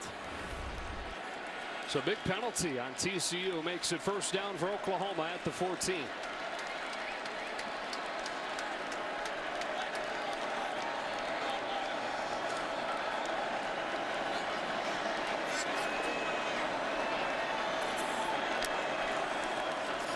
Mayfield pulls. Banigou can't get it. Mayfield crosses the 10. 2nd and short. And I thought the right tackle, Bobby Evans, might have been a hold as Mayfield made his way around the edge. Had a hand on Banigou. Look at that. You can clearly see him tugging on his jersey, not letting him go. That was out in the open. And allowed Mayfield to get 7. 2nd and 3.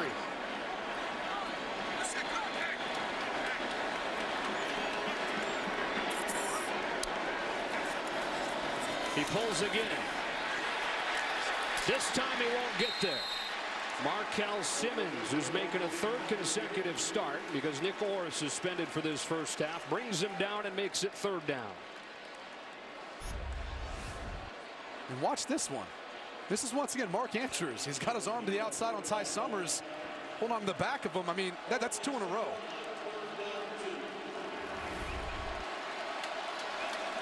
So 3rd down and 2.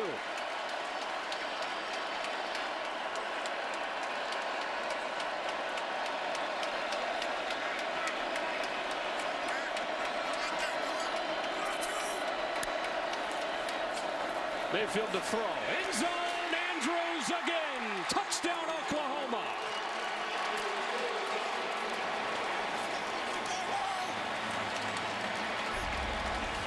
And it's all about the play action pass fake. Watch as he sneaks in behind the soft spot and watch these guys suck up on the run. And just an open window in the back, and it's too easy, but that's the advantage you have as an offense. When you stay in 3rd and 2, 3rd and 3, you still have the threat of running the football, so it makes the play action pass that much more impactful.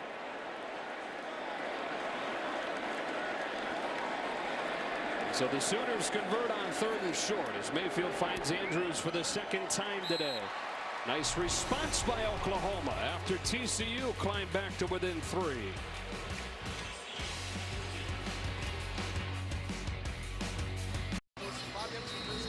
Aerial coverage of today's game being brought to you by our good neighbors at State Farm. State Farm is here to help life go right here in Arlington. Oklahoma with a 24-14 lead, trying to punch its ticket to the college football playoff.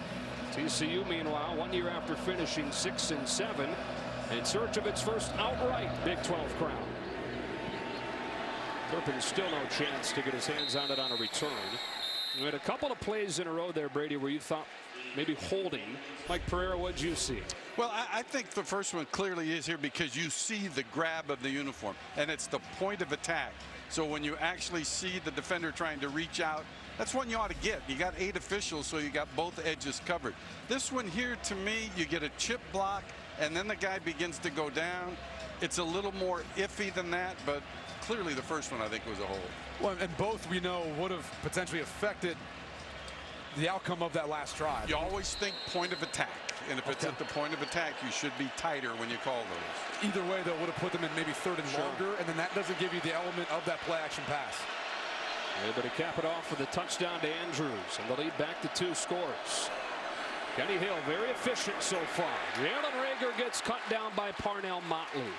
It's been a roller coaster season for the sophomore from DC, but he's playing well lately. And playing extremely well, and he was out on an island. And they're trying to set up a screen, and this is a tough spot to be in as a cornerback because if you don't make this tackle, Rager's running upfield for a huge gain, and you don't know who's going to stop him. Motley won the job out of camp, started well, struggled midseason, and lost his job to a freshman. Moved back into the lineup with a great week of practice a few weeks ago and is really playing well. Kenny Hill has no chance. That play was blown up from the start. Caleb Kelly was there.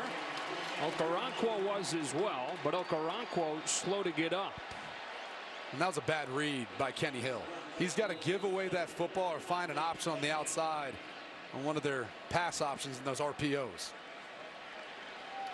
That's good to see Okoronkwo to his feet. Big 12 Defensive Player of the Year.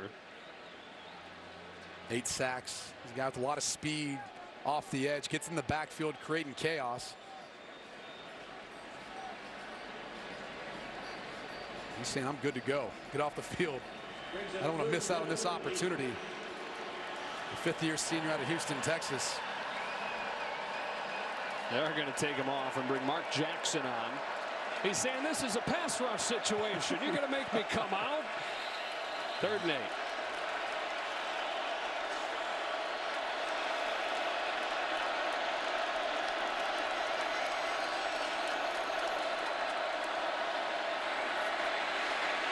Hill extends the play.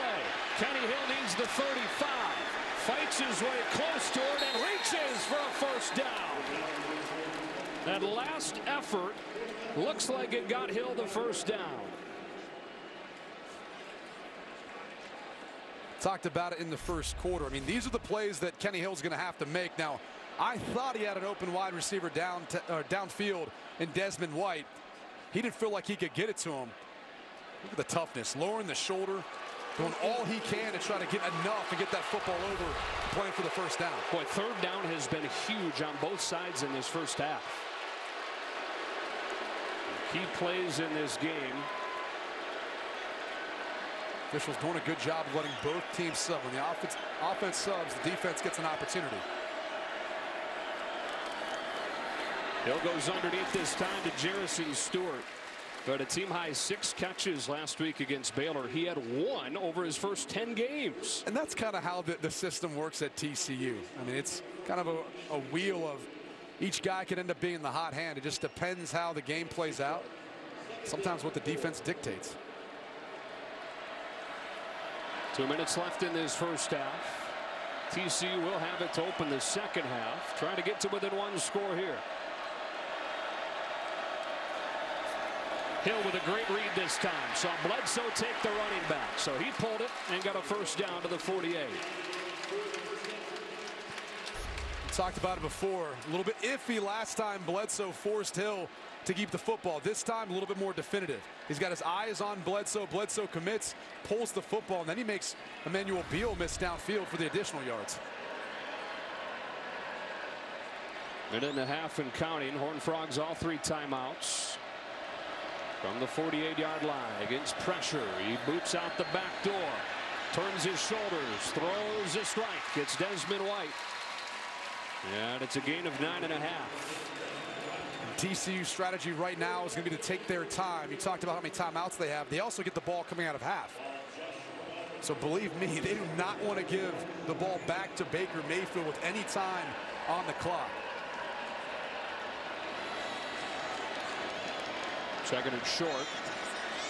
Overanquo comes back in the game. And Hill will throw. Zips one for Rager, incomplete. Motley with the coverage, 3rd and short, right at 1 minute.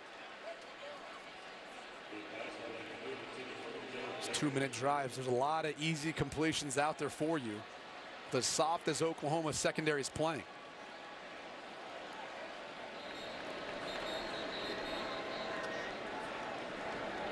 Only his 2nd incompletion out of his last 15 throws. The Oklahoma offensive line gets a lot of credit. TCU should get some credit too. These guys have only allowed 17 sacks all season. Did a good job of protecting Kenny Hill, but it's also been his mobility and making plays with his feet. But a really good first half today. 16 of 20. He's also run for a couple of big plays. 3rd and short. Against a crowded box, they throw it, and Turpin gets a first down. That's what I was mentioning earlier on this drive. We saw Caleb Kelby come off the edge, and Kenny Hill ended up keeping the football. He should have thrown that little bubble pass like he just did. Back in 30 seconds.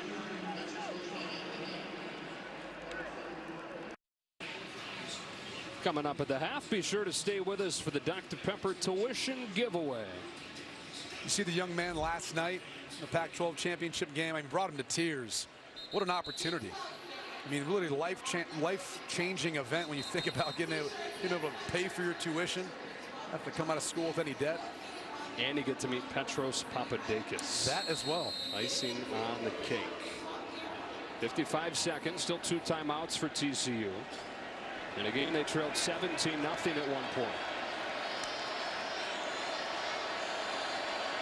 On first down from the 40 against a 3-man rush.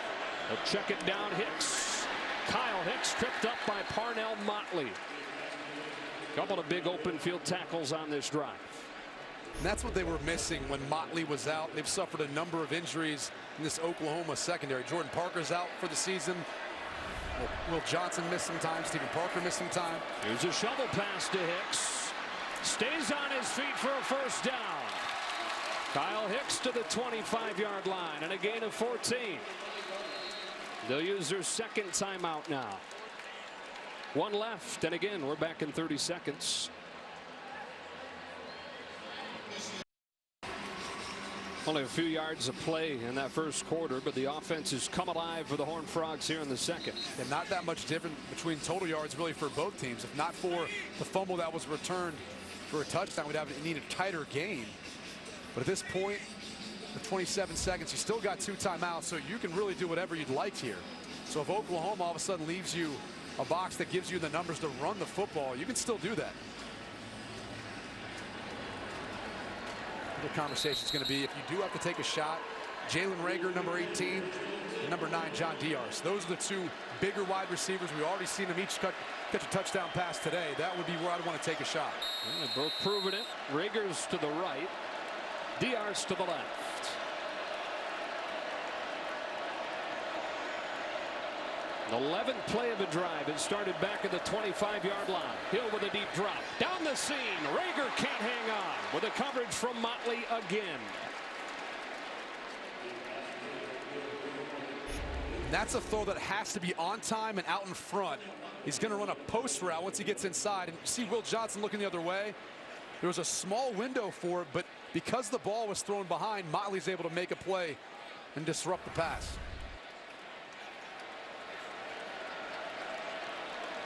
22 seconds. 2nd and 10. Turpin comes into the backfield and swings out. Hill off his back foot towards the end zone. Desmond White is out there. No flags.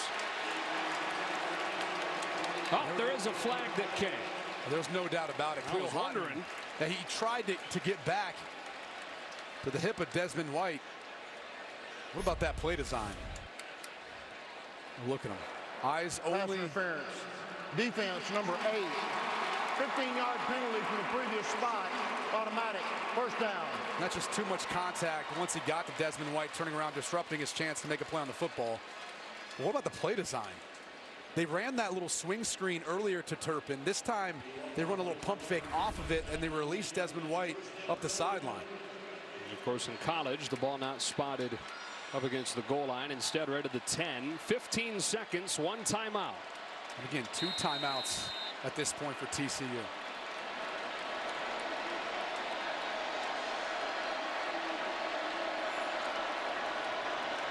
Hill on a quarterback draw.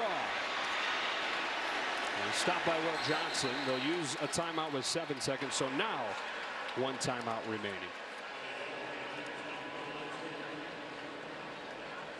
Coming up at the half, stay tuned for Rob Stone, Dave Wannstedt, Matt Leinart, Robert Smith for the State Farm halftime show. UCF trying to stay undefeated. Lane Kiffin in the CUSA Championship with FAU and the Big Ten Championship tonight on Fox. Ohio State and Wisconsin. So 7 seconds and 1 timeout remaining for TCU.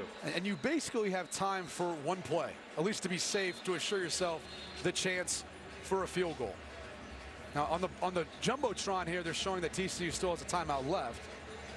But we're showing that they don't have any left. Yeah, I thought that they had burned them all. And now they're showing on the Jumbotron that they don't. We should have trusted our own stuff. True. No timeouts. Well, the Jumbotron's just so big. It's hard to miss. It's hard to turn it down. So with 7 seconds and no timeout, I mean, clearly you have to kick a field goal to assure yourself getting points. Cole Bunce comes on. Sophomore from San Jose who's taken over the job. Doors opened by an injury to Jonathan Song, and he's performed well. And so he's kept it, even with Song healthy. From 26, he makes it a 1-score game. Good drive for the Horned Frogs. It started all the way back at the 25. 24-17, another 30-second break.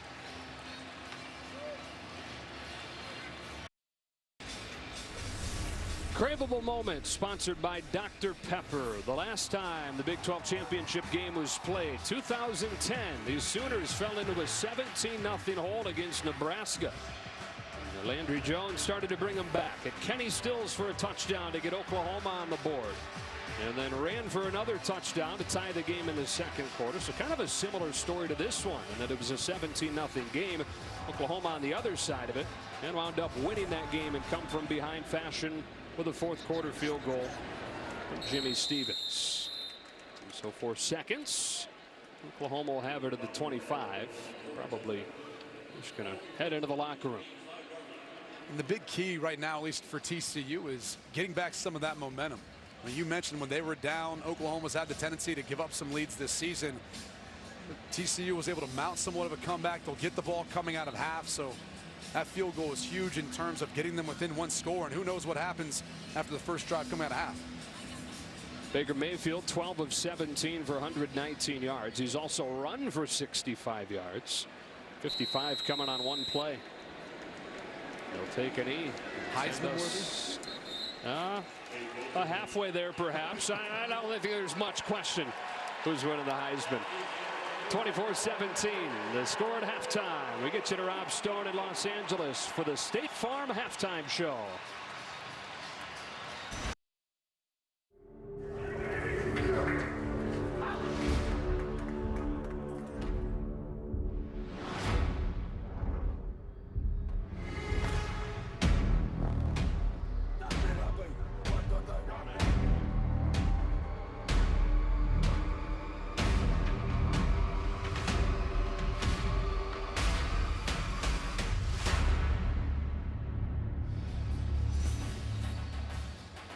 Welcome back to Arlington in the 2017 Big 12 Championship on Fox, presented by AT&T. 24-17 after a half, and we welcome you back inside AT&T Stadium. Pretty much even over the course of those first 30 minutes. It looked like Oklahoma might run away with it, leading 17-0 after a quarter, but TCU came charging back. And really, Brady, with the exception of the scoop and score on the first offensive play for TCU, this thing's been dead even. Yeah, the first matchup was a tale of two halves. This one so far has been a tale of two quarters. Oklahoma jumping out to that 17-0 lead. TCU then responding in the second quarter where they've scored all their points. Now they're going to have an opportunity getting the football out of half to tie it up. But really, it's been the quarterback play to me. Both quarterbacks throwing for 2 touchdowns and leading their team in rushing. Pretty good play by both guys. Baker Mayfield will have to wait a little bit before he gets his hands on it here in the second half. Kenny Hill will take it on the first drive.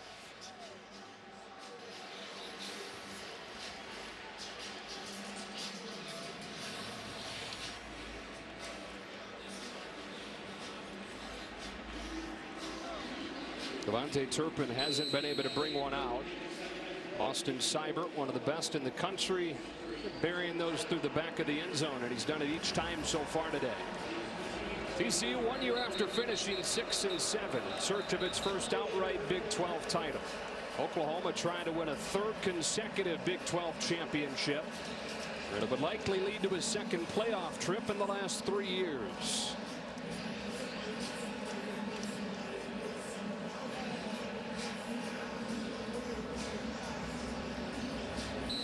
Should have a good second half in store for you here on Fox. Day that begins with a Big 12 championship, wraps up with a Big 10 championship.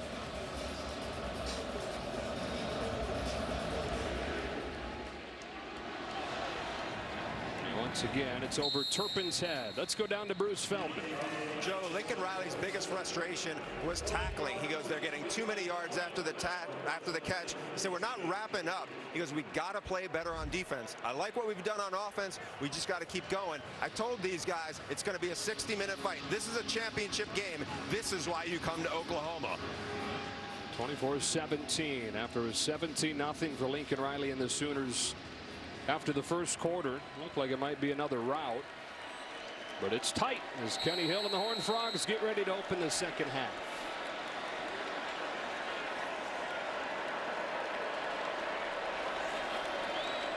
Heavy pass in that first half, about 2/3 pass for TCU. And they'll look to throw it to open the second half. Downfield shot. It's broken up by Parnell Motley as they went for Jalen Austin. Petros Papadakis, you talked to Gary Patterson. Yeah, Joe, Coach Patterson likes the way that his team bounced back, obviously, but they're having a lot of trouble covering the tight end Andrews. He's concerned about that. 3rd down, he wants his team on the field on offense, off the field defensively, but he was very positive about the Frogs' performance. And look, that's just a tough matchup for any team. And I don't know that TCU has anyone in the back end to be able to cover Mark Andrews one-on-one. They're going to have to devote 2 defenders to him. A fake to Hicks and a throw to Diar's, who can't bring it in. Trey Norwood jarred it out of there after it hit off Diar's hands. 3rd and 10. It was a high throw, but it had to be. Okoronkwo was in the way. It was right in between Diar's and where Kenny Hill was standing, so he had to put the ball up high. That was the only shot they had of completing that pass. Now in 3rd and long, an area that, look, TCU has been better than anyone in the Big 12, but only converting about 30% on the year.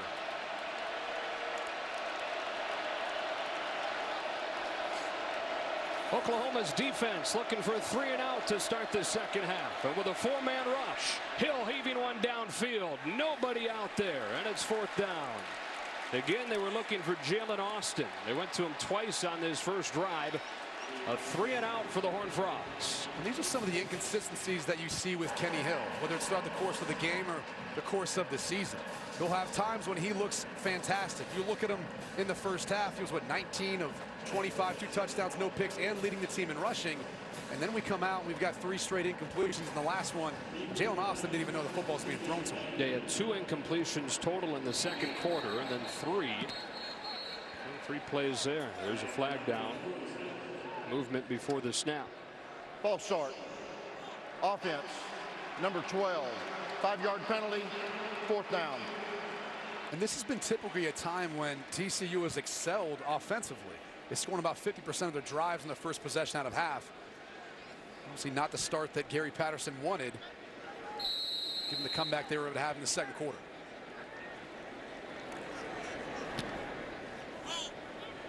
Short punt, great field position for Oklahoma. CeeDee Lamb makes the fair catch on a 36-yard punt. Our fourth unstoppable player, Baker Mayfield, 12 of 17 for 119 and 2 touchdowns. Well, this has been the key. We talked about it in the open. His ability to buy time while still keeping his eyes downfield. It makes it so tough to defend because even if you drop 8 into coverage, he's going to find a way of getting someone open. And he's accurate enough on the run, on the move, standing off balance to make those throws. And once they get down in the red zone, this is where they really pick you apart because of his ability to run, their ability to run the football, and then off of the run pass options that they have. And you saw the big run earlier in today's game. I wouldn't be surprised if he's not going to remain an integral part of this offense running the football. First drive of the second half for the Sooners. The Anderson motions out. Mayfield looks the other way. And a man comes open. It's Michael Jones on the first play of the second half. Jones goes 55 yards for an Oklahoma touchdown.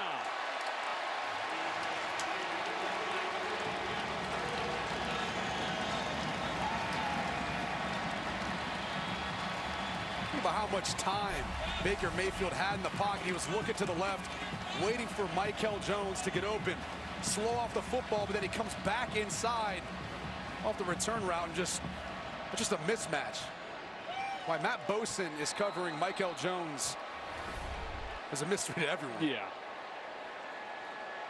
And for Jones, his first touchdown of the season. Oklahoma's back in front by 2 scores.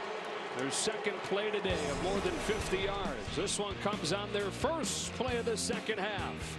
Jones to the end zone, and the Sooners up by 2 scores.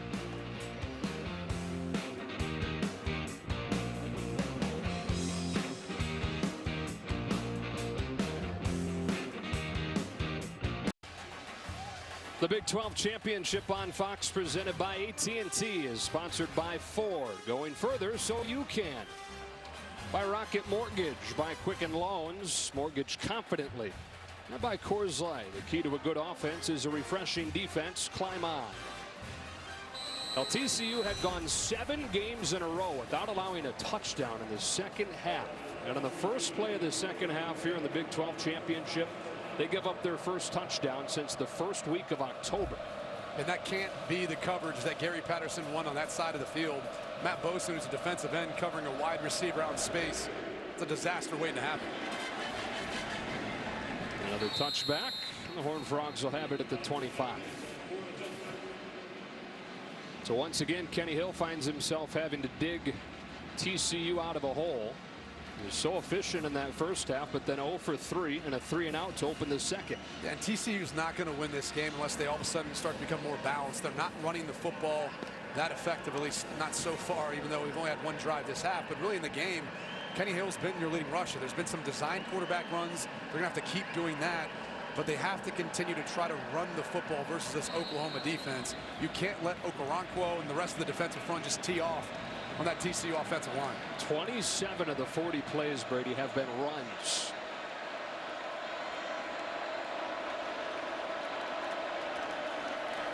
Here's Kyle Hicks on the ground. Getting a few. Kenneth Murray, true freshman linebacker, with a stop. I said 27 runs out of the 40. It's 27 passes out of the 40 for the Horned Frogs, which is bucking a trend from most of this season when it's been the most run-heavy offense under Sonny Cumbie. Well, this is a running formation. You can see the unbalanced set. All the eligible wide receivers, with the exception of the running back, to one side. 2nd and 7. They dump it off for Hicks. Needed one block. Instead makes the man miss himself. And Kyle Hicks runs down the sideline with a flag down. He stays on his feet and takes it inside the 20, but a flag back around the 40. 56 yards, but I would guess a big chunk of it is going to get wiped away. It will still be a first down. I think it's going to be on Cole Hunt. Schlotman and Hunt were down in that vicinity. Holding. Offense. Number 81. 10-yard penalty from the spot of the foul. First down. Let's go back and look at that formation. We talked about it's unbalanced. See how he's covered up? That typically, once he's in line, that means that someone can't go downfield once they release for the pass, or at least the ball can't be completed downfield. That's why it said it's a running formation. But a screen, that's okay. So they end up finding Kyle Hicks to the weak side, and you end up seeing on the right side of your screen the hold by Hunt. Mike Pereira says good call. Still is a first down, but instead of inside the 20, it's right at midfield.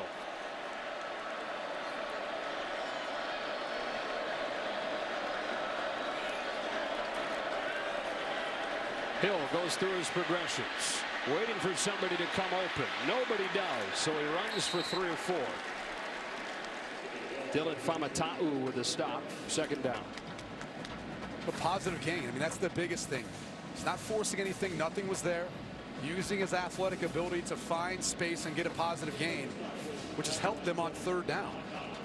TCU is 4 of 6 on the day, and it's in part because they've continually had positive gains on 1st and 2nd down, put them in 3rd and manageable. Yeah, the 3 and out that they started the second half with began with 2 incompletions, and they were sitting 3rd and long.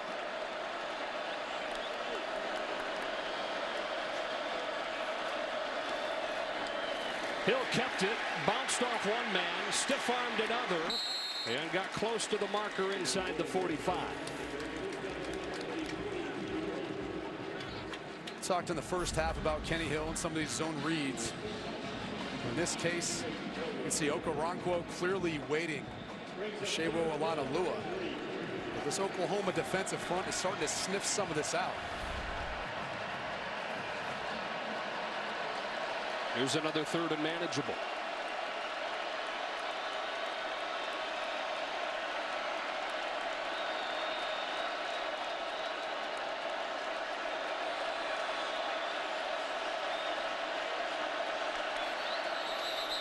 A whistle right before that play clock ran out, and a timeout taken by Oklahoma. Looked like TCU perhaps had a numbers advantage Oklahoma inside. Lincoln Riley just barely beat the buzzer, calling a timeout.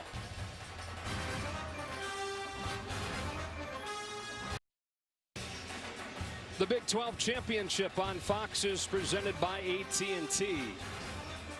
And aerial coverage of today's game being brought to you by our good neighbors at State Farm. State Farm is here to help life go right. Joe Davis, Brady Quinn, Bruce Feldman, Petros Papadakis, and Mike Pereira is with us as well today, live in Texas. 3rd down and 3 for the Horned Frogs. This is that same formation that I talked about before on the screen, the big play to Hicks. Interesting to see if they do something to the weak side, which they've done every time they've been in this formation today. That'd be to the left in this case. And they do, with Hicks straight ahead. And Kyle Hicks right at the marker. It'll depend on the spot.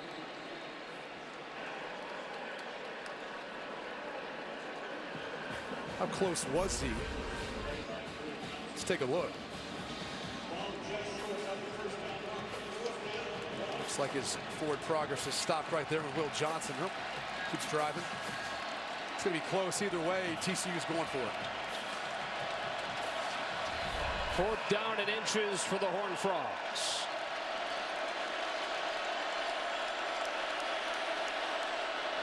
They boot Kenny Hill. Okoronkwo is waiting for him. It'll depend on the spot. Parnell Motley and Obo Okoronkwo Oklahoma slams the door as TCU gets a little bit cute on 4th and inches. And this, to me, is something I hate. Look, you've got an open gap here, an open gap here. I know they're covered up, but you can find a way of getting yourself less than a yard. Why take the football back to then run a boot? You're not fooling anyone in that case. You're losing ground to try to gain ground. This Oklahoma defense has too much team speed, whether it was Okoronkwo or Motley. Needed a foot. Just don't like the play call. How about the game that Motley's had so far today? Yeah. Open field tackles. We see him recovering right then to stop the conversion. Oklahoma trying to make it hurt. How many times do you see teams sudden change, take shots in the middle part of the field? See what Oklahoma goes with on 1st and 10 from the 40. Play conservatively. Anderson with a big hole off the right side for 8 or 9. Look at the first half. Oklahoma was extremely balanced as far as their play calling, running and passing the football. Those runs in the first half start to weigh on you in the second half with that big offensive line. On 2nd and short, they'll throw it deep. Marquise Brown behind the defense for an Oklahoma touchdown. And just like that, the Sooners have broken it open.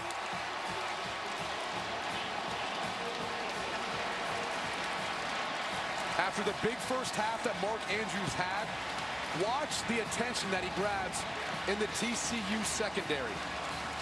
He basically ate up every defender in the middle of the field. Watch what happens. He's going to drop back. Everyone's going to drop back. It's going to be a little hesitation. And then beating Isahaku downfield. And the problem for Isahaku was once he turned to look back after Brown got by him, you're never going to be able to catch up. You got to go find that wide receiver, get back to his hip, and then look to find the football. He flashes that golden smile, the grill. The guy that Gus Johnson nicknamed Hollywood Brown. No chance for Isahaku to keep up with a guy with legendary speed who's got a long touchdown. Baker Mayfield and the Sooners with a 3-score lead.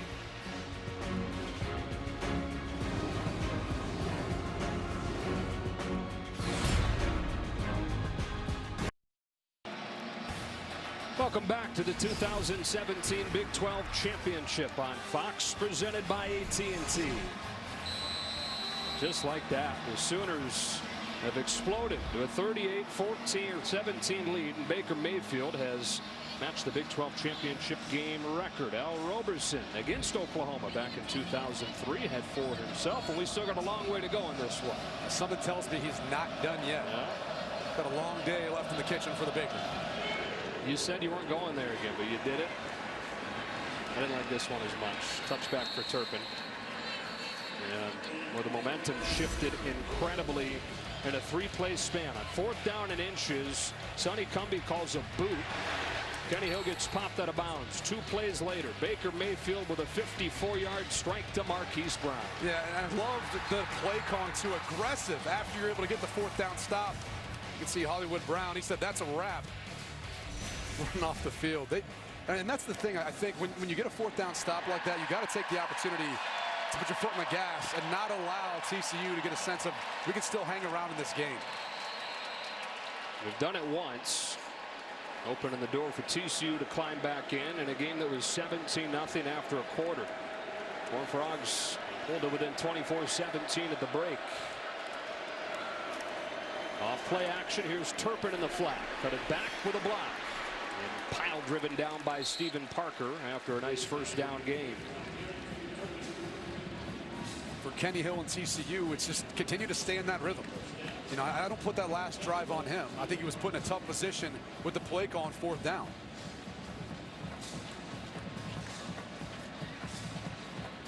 Sonny Cumbie, first-year play caller. He was a co-OC with Doug Meacham, who left for Kansas, but this is the first time where Cumbie is the undisputed play caller. You got to give Gary Patterson and both Bob Stoops credit for going to Riley and Cumbie and opening things up for both teams' offenses. Screen for Desmond White. Got 5. You know, two old-school, defensive-minded head coaches decided a few years ago they knew how tough it was to try to face the air raid, and they wanted to try to bring on guys like Lincoln Riley, like Sonny Cumbie, who had previously been in Texas Tech under Mike Leach, to help open some things up and adapt with the times. That's why you've seen TCU and Oklahoma have so much success since they've made those changes.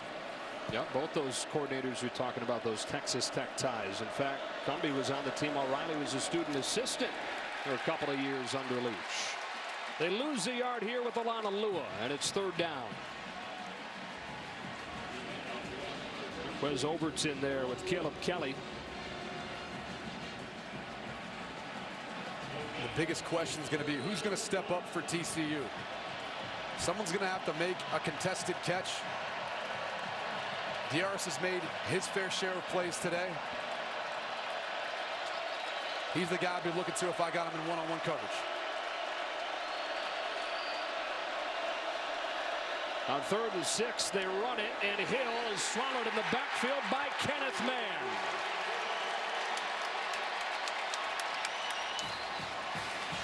That's twice now. I mean, a 3rd down play call. I don't know how you think a zone read is going to get it for you.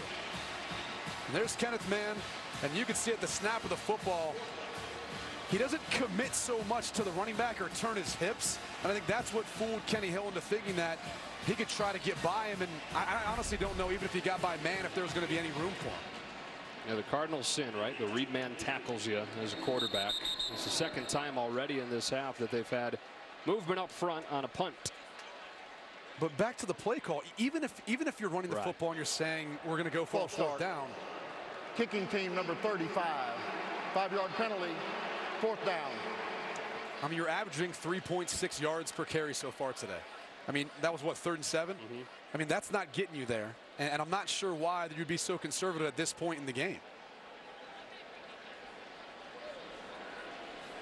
I'll remind people, Kenny Hill's 22 of 30 with a couple touchdown passes, no picks. Could have had one in the very beginning of it, but it was dropped. Either way, he's played well enough where I think you can put more pressure on his shoulders.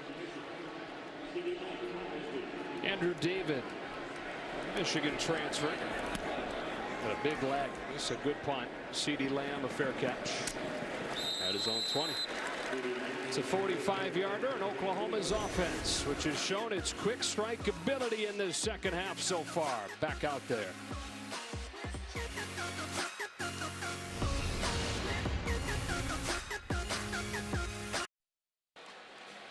Well, we know about Wisconsin-Ohio State in the Big Ten Championship game in football tonight. The basketball squads face off here on Fox next to get us started with the Big Ten action on Fox today. If you're a Wisconsin or Ohio State fan, just turn on Fox and leave it on for the rest of the day. Love it. No need to change the channel.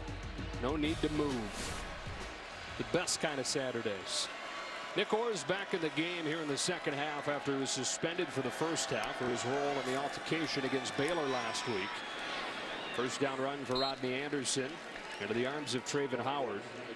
So far, it's not done much to help. First 2 drives, 3 plays, 114 yards, and 2 touchdowns for Oklahoma since the break.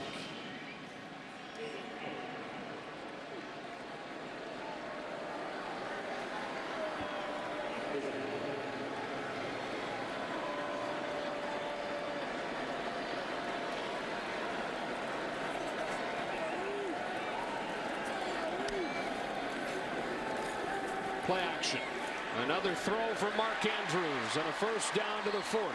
Beating Nick Orr. A gain of 17. There's a really good tight end that's here in Dallas. Jason Witten kind of reminds me more of Mark Andrews, or the other way around. Mark Andrews reminds me of Jason Witten. Look at the patience at his route. Sells it, and gets back outside on Nick Orr. I mean, this Oklahoma offense is so tough to stop because of their ability to run the football. It makes the RPOs, the play action so impactful that it's just tough on a defense. I mean, you're constantly in that predicament of stopping the run and trying to cover guys downfield. Career high 7 catches for Andrews now. Ty Summers popping Rodney Anderson. Oklahoma, when they got out to that big lead against TCU on November 11, got a little bit conservative with the play calling in the 2nd half. That's part of the reason why TCU was able to shut them down. Not been too conservative so far in this second half. 2 long touchdowns. No, and if you're TCU and Gary Patterson, you got to start putting some pressure on Oklahoma. They did at times in the first half. They're going to need to make something happen. Fake to Anderson. Andrews wide open underneath. Instead, Brown downfield, trying it again, and a pass interference penalty. Glad they never turned around and then just ran him over. And this will move it into TCU territory. This ball almost hit the Jumbotron. I mean, he threw that with so much trajectory. Defense, number 12. 15-yard penalty from the previous spot. Automatic. First down. Yeah, Mayfield's going there all the way. I mean, you saw Mark Andrews. You noted that. He was open. And what about this? When Brown falls down, he almost has the opportunity to catch it. Yeah. On his back. Would have been ridiculous. But either way, you see the speed of Hollywood Brown. Saw earlier in the game. I mean, that's, again, it's so tough to defend this offense because they can hurt you in so many ways, and it forces your quarterbacks to play on islands. So they've got to win those one-on-one matchups.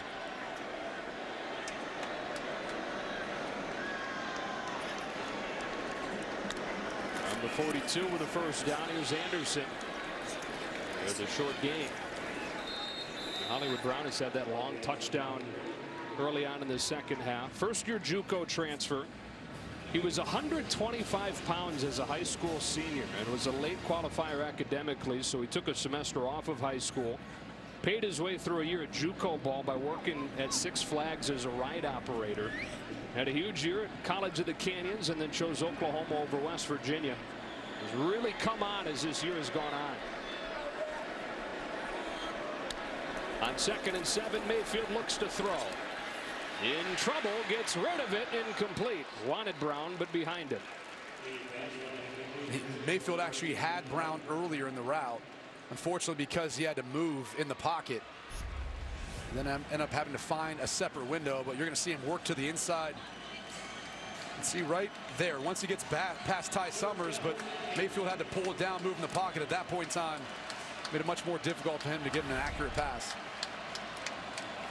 TCU desperate to get off of the field here. Down 3 scores, running out of time. 5:35 left, third quarter. Emptied out, bring Flowers into the game. TCU bringing pressure. Mayfield off his back foot. Wants CeeDee Lamb, but it's over his head, and it's 4th down. Ty Summers, the man that applied the most pressure. TCU elected to force the issue. Get the ball out of Mayfield's hands. Watch the pressure off the edge. You're going to see Flowers right here. He's going to kind of bluff the edge and watch how he releases. And he would have been wide open. No one was responsible for him. Missed opportunity there for Oklahoma. And now the first punt for Oklahoma today. They didn't punt until late against West Virginia last week. Austin Seibert handles all the kicking duties for the Sooners. This one, wow. Jordan Thomas, a much maligned season at corner, makes a fantastic special teams play to bat that thing back inside the goal line. The senior out of Klein, Texas. Watch this. The focus and concentration. It's one thing if you're down there as a punt return, it's hard enough to catch it. But as one of the gunners running down to try to down it, typically you don't see cornerbacks with those sorts of ball skills. No, yeah. And how about the punt by Seibert? And you mentioned it, you know, he was one of the best cornerbacks in the Big 12 last year. Came into this year, battled through a little bit of injuries. He hasn't played as well as he has in the past. Good to see the senior with a nice play here in the Big 12 championship game. So TCU starts from its own 4.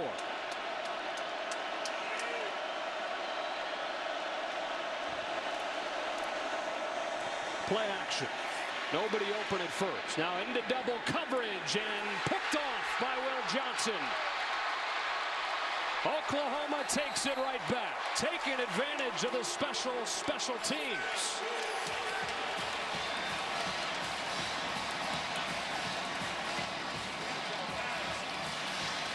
And these are just the back-breaking decisions that you cannot make.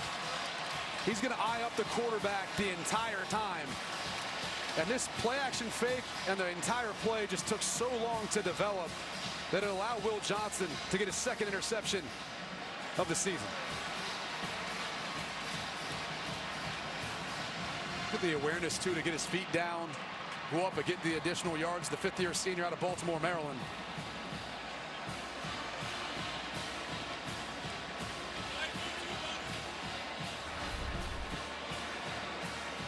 So Mayfield and the offense threatening to turn this thing into a rout now. John Diaz said no chance. But it's first down for Oklahoma at the TCU 17. We've seen Mark Andrews, the man who's been targeted so many times. One of two things is going to happen. I think they want to, one, try to run the football. But I wouldn't be shocked either if Dimitri Flowers didn't get involved. He's been good so far today in some of their pass pros, some of the running. The ruling on the field is confirmed. Interception, first down. So after saying they were going to take a look, it's confirmed. Shane Johnson got a foot down. Seemed pretty definitive. Yeah. It's good here. It's good here even on Sundays. Yeah, it is. Big 12's been aggressive, stopping for the replays, wanting to make sure they get it right. First down and 10 from the 17-yard line.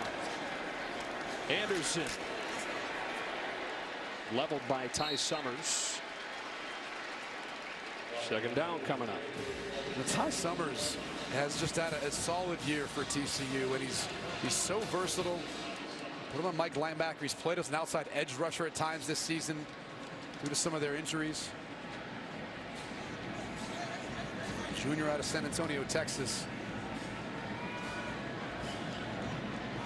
He's a quarterback there in high school.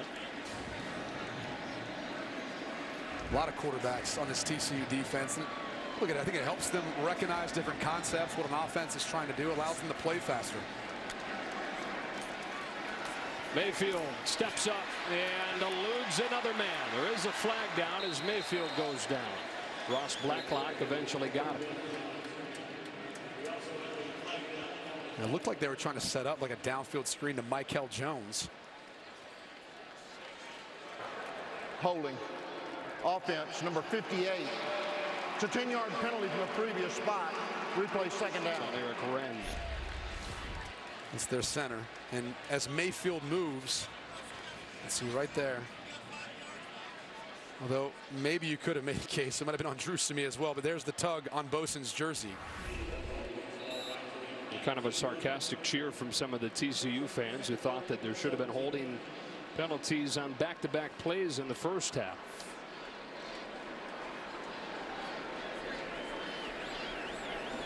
When's CeeDee Lamb going to show up to the party? Yeah. He's been working against Anthony Tejada. First team all Big 12. Better cornerbacks in this conference. Anderson blown up in the backfield by Matt Bosin. First team all conference in his first year as a starter for the Horned Frogs. What a game last week for him, huh? Man. 5.5 sacks versus Baylor. It's a half sack shy of the NCAA record. They're going to need him here on third down.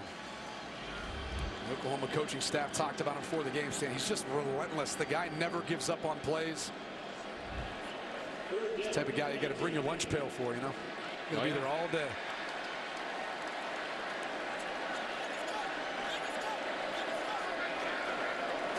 Third and 19.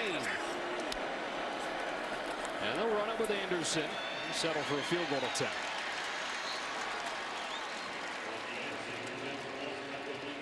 And that's a good stop by the TCU defense. Now, it came via a little bit of help getting a penalty, but all of a sudden give the football to Oklahoma, this dynamic offense, basically in the red zone. You'll settle for a field goal. Seibert's made one and missed one today. Made from 41, missed from 43 to snap a string of 12 makes in a row. In fact, it was his first miss since the Iowa State loss in early October. This one from 40. We'll only get a few seconds to snap it.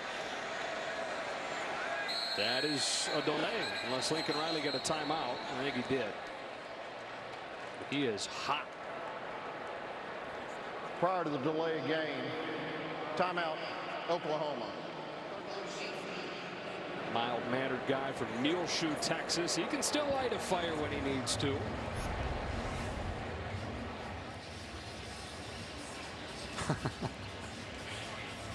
Yeah, you wonder as he gets older, does he calm down a little bit more? Maybe that doesn't bother him quite as much, being up 21 points. But I think this team is trying to prepare for bigger things after this game. Obviously, they don't want to make these sorts of mistakes. Eating up a timeout. So we take a look at Lincoln Riley's profile. 2 years as the O coordinator, was the top coordinator in the country, as the Broyles Award winner in his first year under Bob Stoops. And for the first time since 1998, somebody other than Big Game Bob roaming the sidelines.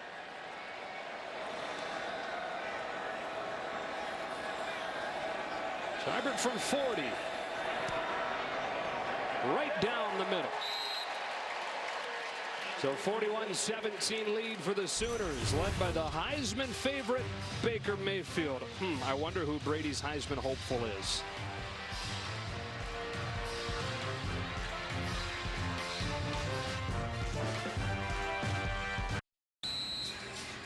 Third quarter just like the first quarter. 17 for Oklahoma, nothing for TCU. Joe Davis, Brady Quinn, Bruce Feldman, Petros Papadakis, and Mike Pereira. Kenny Hill's got to get back on track. 3 of 8 for 51 yards and interception since the half. A touchback, and Hill in the offense will start at the 25. We talked about it going to break. Heisman discussion, there isn't much of one at this point, is there? Yeah, you said hopeful. There's no hopeful about it. I mean, I think it's Baker Mayfield's at this point. There's no doubt the way he's played this season. I got Mayfield as number 1.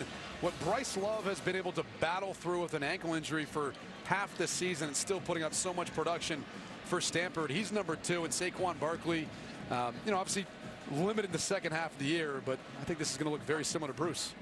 Bruce? Actually, Brady is not. Yes, I agree. Baker's running away with the Heisman. The one thing that's interesting for me is who's going to be third. I got Bryce Love second. As much as I love Saquon Barkley, and you know I do. He does. If Kerryon Johnson has a big game today, or if Jonathan Taylor runs all over Ohio State, they could get in my third spot. Okay. Emmanuel Beal stopping Desmond White. Yeah, you see Bruce always hedging. Always hedging with his Heisman. Big fan of those big calves of Saquon Barkley's, Bruce is. That guy's got the Adonis effect, man. Walks out in the field. I don't know how high that booth was in East Lansing, but you could point out without a jersey, nothing. You could tell exactly who Saquon Barkley was. Let's take a look at Kenny Hill in the first half and second half. Look, this is kind of been the story of his career. There's times when he's unbelievable, and there's times when he's struggled. Desmond White dances to the outside, gets around Trey Norwood, and ushered out of bounds 2 yards short. Third down. Trey Norwood, the true freshman from Fort Smith, Arkansas. What a job he's done stepping in. Jordan Parker out, and Jordan Thomas not having a great year. He's missed some time with injury. He had to step up, and he has. You know, last time these teams played, Oklahoma started 3 true freshmen in the secondary. Trey Brown at the other corner, Robert Barnes at a safety. He's only got 7 pass breakups, which that means he's getting tested, but he's answering the call. Option on third and short. Hill will cut it upfield for a first down. Oklahoma's pass defense much better the last couple weeks. Of Kansas and West Virginia, both to less than 140, but there have been some ugly games. And let's face it, it's rough trying to defend the pass in the Big 12. But they gave up 463 to Baylor, 368 in the loss against Iowa State, 448 in Bedlam. Today, 217 for Kenny Hill and the Horned Frogs. Throwing sideline, John Diar's on the money for a first down. Well, again, I think I attribute their struggles at times or inconsistencies on defense for Oklahoma to some of the injuries. I mean, they've sustained injuries at every level. I mean, Matt Romar, he was a key piece up front. Jordan Parker at cornerback. They've had a bunch of players miss time. You know, when Chance Sylvie came in versus Iowa State, I mean, he struggled. I mean, and that's going to be expected when you've got a young player who's only a sophomore, hasn't played a ton of football. I mean, these offenses in the Big 12 put so much pressure on you defensively, not only just to get lined up, but A lot of times you plan on islands, plays are extended, they'll cover guys longer. It's tough duty. Mike Stoops is a popular guy for Oklahoma fans to point at when things go wrong for the defense, but this guy's doing a heck of a job when you consider the things that he's gone through with the injuries they've had and what you're facing week in and week out. You look at their conference rankings in defensive stats, they're in the top half in just about everything. Kyle Hicks brought down by Emmanuel Beal. Emmanuel Beal was there, but Parnell Motley came flying up at the cornerback position to set the edge and basically turn back Hicks to Beal. Can't say enough about this young man, the way he's played so far today. Brings his third quarter to a close. Oklahoma with a repeat of the first quarter, taking control of this Big 12 championship game and sending us to the fourth.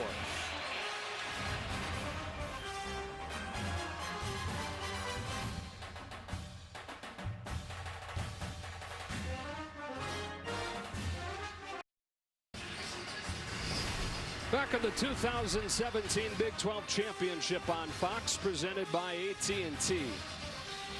Back and forth this game is gone, but 2 of the 3 quarters dominated by Oklahoma. 17-0 in the first and in the third. And they've got a solid grip on this one as we start the fourth. Joe Davis and Brady Quinn. Third down and long for Kenny Hill in this offense. Hill flushed out of the pocket. Can't find anybody open. And so gets it across midfield, but that's all. You consider going for it on fourth down at this point? I mean, you'd like to if you want to stay competitive, although the field position and how this Oklahoma offense has played this year, you're going to see TCU come out and punt. But in my opinion, there's not enough time left. You got to value every possession. Kind of wish we would at least see them try to go for it. You know, a play that will be talked about a lot in the coming days was a fourth down play early on in the third quarter. Fourth down and inches. Sonny Cumbie called a boot instead of a quarterback sneak. It was shut down.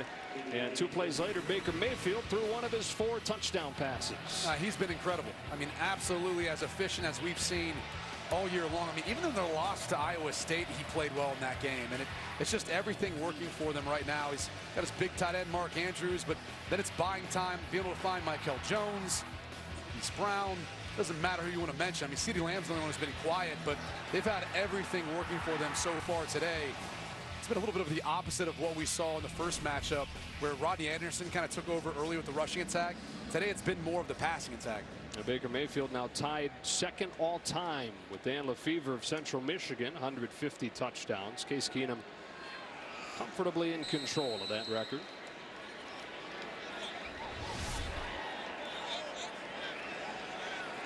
One of the great careers in college football history.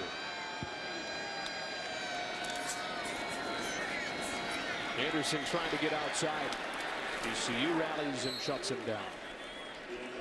Sammy Douglas there for the tackle, along with Corey Bethley.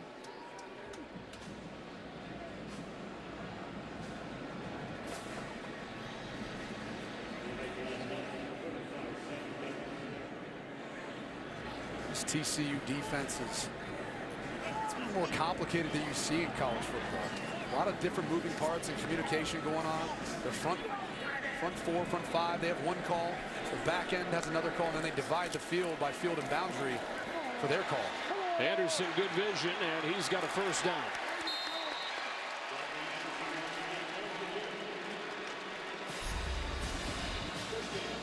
This is the dominance of this Oklahoma offensive line. It's just a simple zone scheme, inside zone, meaning they're working on their double teams up to the second level, trying to get some movement, and allowing Rodney Anderson the freedom to be able to find the hole, but dramatically different from what we saw them do versus TCU in their first matchup, where it was more gap schemes. And a gap scheme is essentially just attacking a particular gap.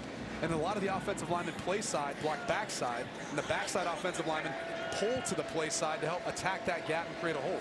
77 yards for Anderson today. First down from the 21. Mayfield gives it to him again, and he gets 5. Stopped by Ty Summers. We're talking about Mayfield, really statistically one of the great careers in college football history. For a guy who started at Lake Travis High School outside Austin, had just one FBS offer. It was to Washington State, so he decided to walk on at Texas Tech. Won the Big 12 Freshman of the Year, but decided to transfer. Didn't see eye to eye with Cliff Kingsbury on a few things. Sat out for a season and ran the scout team, just tore them up. And won the job over Trevor Knight 2015. He's now minutes away from his third Big 12 title in as many seasons as the starter. Anderson again, first down. Just think about his career as an Oklahoma quarterback. I mean, he's kind of attached or aligned with Lincoln Riley in his career since he got here to Oklahoma. It's been a system that has really played to the strengths of Baker Mayfield's skill set. Those two have really fed off of one another. Mayfield, a guy who has always played with that chip on his shoulder that the country's gotten to see this season, for better or for worse. Anderson on first down, stopped by Ty Summers. Check in with Bruce. Guys, there's a bunch of NFL scouts here, and Baker Mayfield's going to be pretty polarizing, I think, because obviously he doesn't have ideal size. Then again, he's as tall as Drew Brees and taller than Russell Wilson. And when everybody talks about whether it's going to be Josh Rosen coming out or Sam Darnold, when you watch this guy, he delivers every time. He's a great leader. He throws well on the run. He's got plenty of arm. And there's a lot of people I've talked to, including two here today, think if it's the right fit, he could be a first-round pick.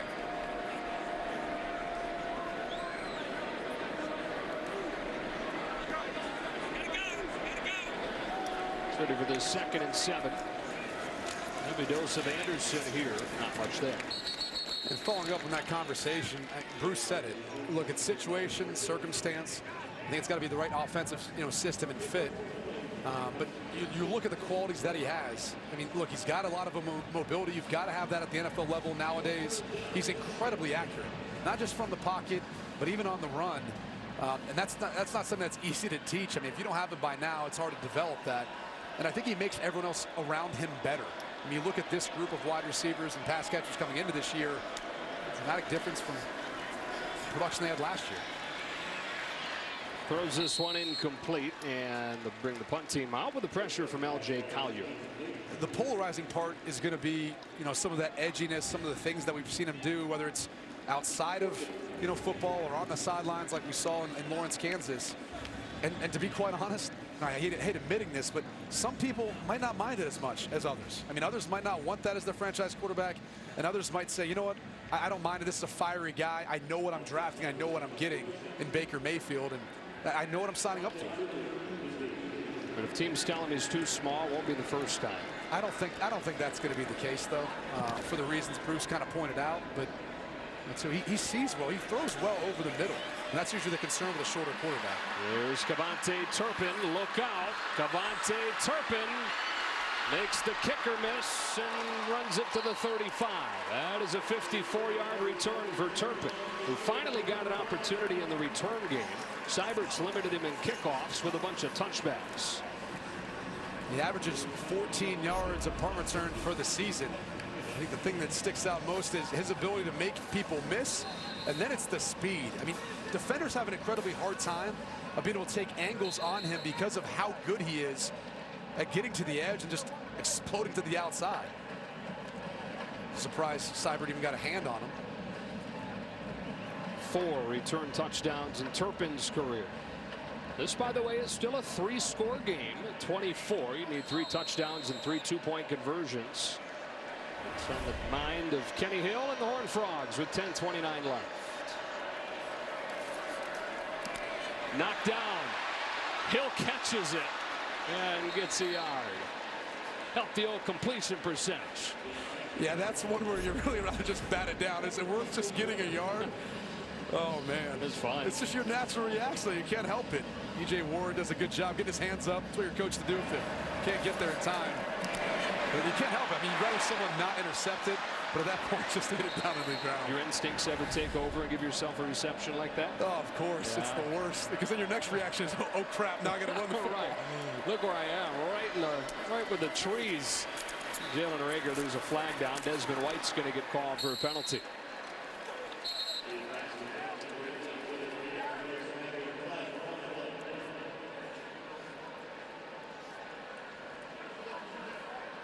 Mike DeFee as the crew sorts it out.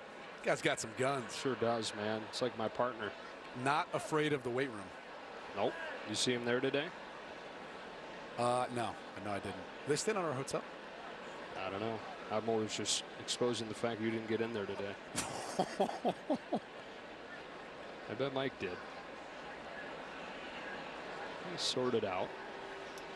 Is there a better crew to have in case there was some bad blood, potential fighting? No, yeah. Mike right. DeFee, his crew. Start throwing bows. Look out. Personal foul. It'll go blocked below the waist. Offense, number 10.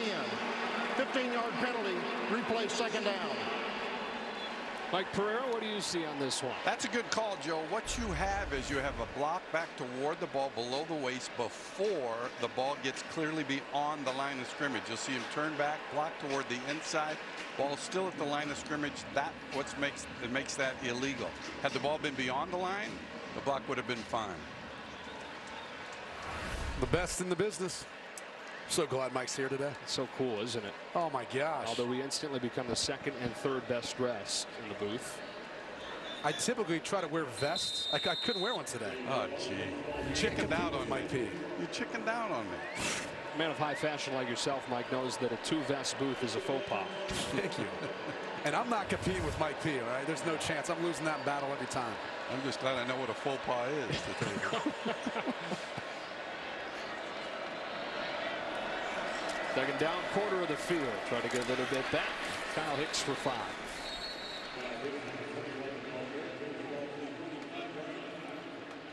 And this is where if you're TC, you've got to pick up the tempo.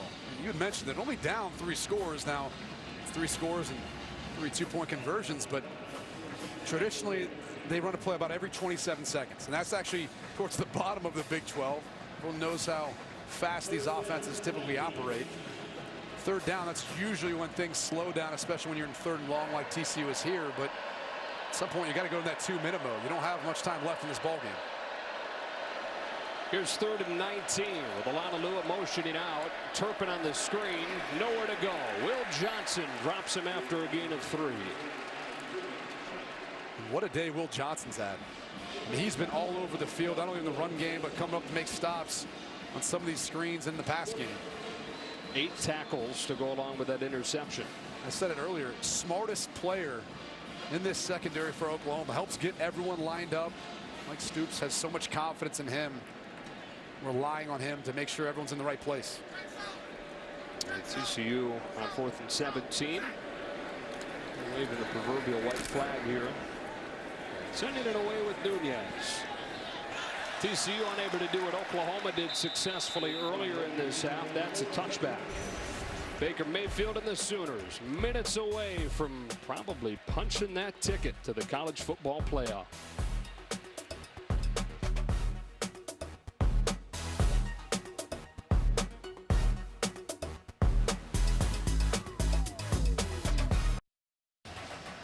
The Big 12 Championship on Fox, presented by AT&T, is sponsored by EA Sports FIFA 18, rated E and available now.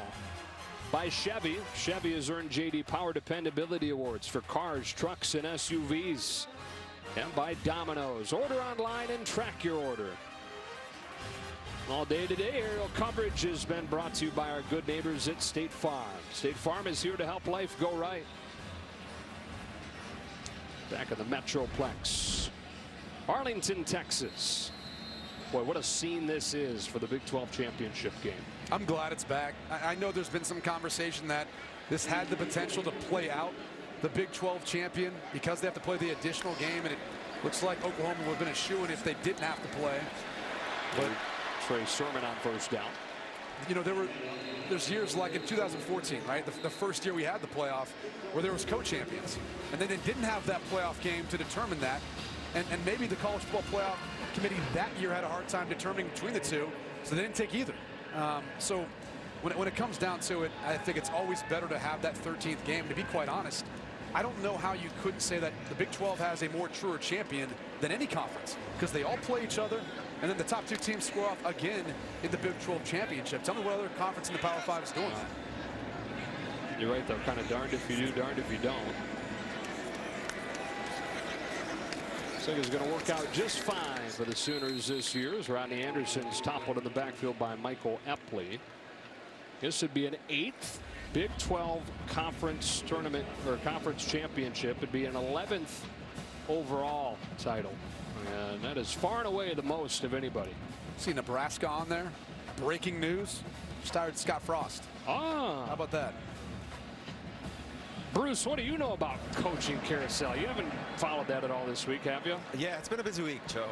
Earlier in the day, we had reported that Nebraska's telling some of the recruits they've already got Scott Frost is going to be coming. 90% of his staff is in place. It's go time for the Huskers, and it's a really lucrative deal for Scott Frost, who was going to have some really good options if he decided not to come home to Lincoln, Nebraska. Trey Sermon again for 6. What do you think? I love it. You know, look, he's one of those young, up-and-coming coaches that I think he brings the energy, he knows how to recruit. He can implement an offensive style and system that will be conducive to Nebraska being competitive again. So, and look, I think it's big, too, when you bring in a guy who's a former player there. He understands what it means to the people locally, but obviously understands, too, what it means to the players who are coming there and how they can really develop as a young man as they continue their football career, whether it's in Nebraska or on into the NFL. Sermon, good patience, good strength. First down into TCU territory. 18 yards for the true freshman out of Georgia. And he is a load, 6 foot, 222 pounds. See why early on this season they tried to get Trey Sermon a bunch of touches. In fact, they even let him throw the football at times. He's got a halfback pass in there. It's just a stacked group of talented, skilled players at Oklahoma. Can anybody slow these guys down? I don't think so. I mean, I'm going to be honest with you. It doesn't matter who goes in the playoffs. I know people think that this Oklahoma team in the Big 12, that they don't play defense. No, these offenses are that prolific. They're that difficult to stop when you look at all the different things that they put in front of you. And you combine that with Baker Mayfield and his high level of play as things get a little bit chippy.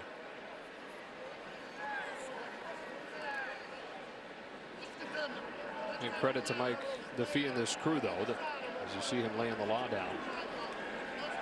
Credit to him, though, right? I mean, for the way this crew has handled a game that had a chance to be chippy. I met with him before the game in the locker room, and he was intent on keeping control of this game. He knew what happened last time, and they've done a terrific job. And I'll tell you, their entire crew has done a great job today. So has replay. We've only had one review on a really necessary one, so a really complimentary effort by the officials. Mike, how do you get through security with those guns? I mean, how do they let that happen here? Well, you know, he works hard at it, and you know, it's like I calculate, but I think he takes so much pride in this that, you know, and it really shows in the leadership of his crew. I have to tell you, this is the first time in Big 12 championship history that they brought a whole crew that worked together all year. And to me, their performance today, I think it showed. In the past, it used to be all-stars. All-stars. It was all-stars versus a crew that had worked 11 games together. When you do that, you know your strengths, you know your weaknesses, you cover for each other. Terrific job.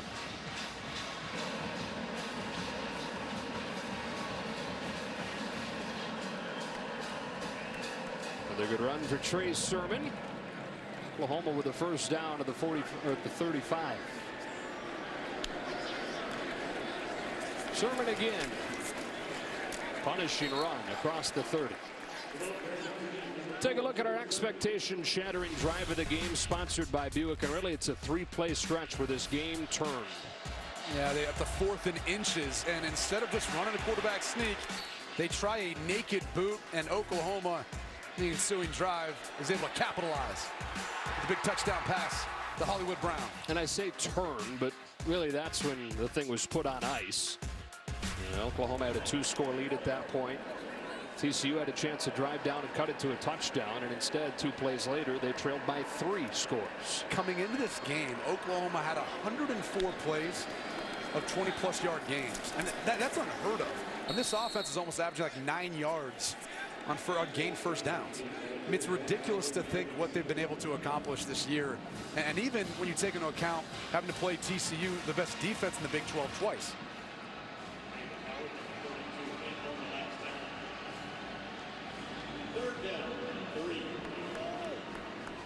Third down and short. Kind of drive here that old linemen love, grinding that clock, keeping it on the ground. All 8 plays have been runs.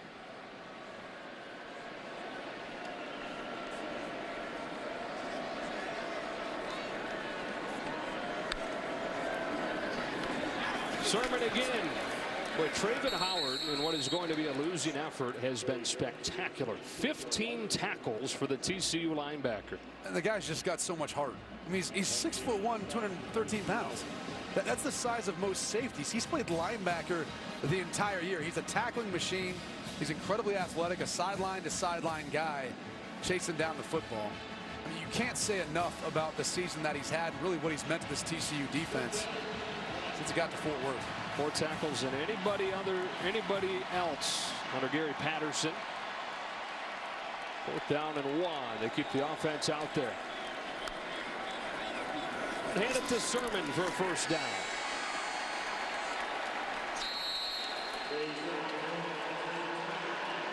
Our AT&T play of the game goes all the way back to the first TCU play of the day. Oklahoma had a field goal on its first possession, but then on TCU's first play from scrimmage, Caleb Kelly scoop and score off a Kyle Hicks fumble. They brought a blitz off the edge, and Caleb Kelly wisely continued to follow the play, and he was rewarded. A big mistake by Kyle Hicks, putting that football on the inside arm, not on the outside arm, and allowed Bledsoe to be able to knock the football out, and then Kelly with a touchdown. And Lincoln Riley doused is the first coach, the youngest coach to take his team to a conference championship game. Only coach ever to do that in his first season. Offense. 5-yard penalty, first down. And now he's going to win it. And think about Bob Stoops in his career at Oklahoma. Won a national championship in his second year. But Lincoln Riley win it in his first year.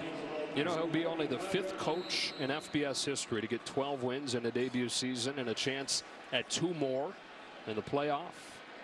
Chris Peterson, Tom Herman, Larry Coker, Brett Bielema, the group that he joins as they start to run the clock out. Incredible to think what he's been able to accomplish, and as well as Baker Mayfield. Over the course of his career at Oklahoma, he's going to go down as one of the more prolific passers in their school's history, but the way he performed, I mean, the young man just wins. Fueled by all the times he's been told he's too small, too slow, not this, not that. Goes all the way back to the days he used to lose the family games of horse out in the driveway to his brother and his mom and his dad, and then his days in junior high where he had to crow hop it just to get the ball downfield. Fueled by all those times. And here he is with a 3rd Big 12 title. Now all that's left, the details. Oklahoma has the college football playoff in its sights.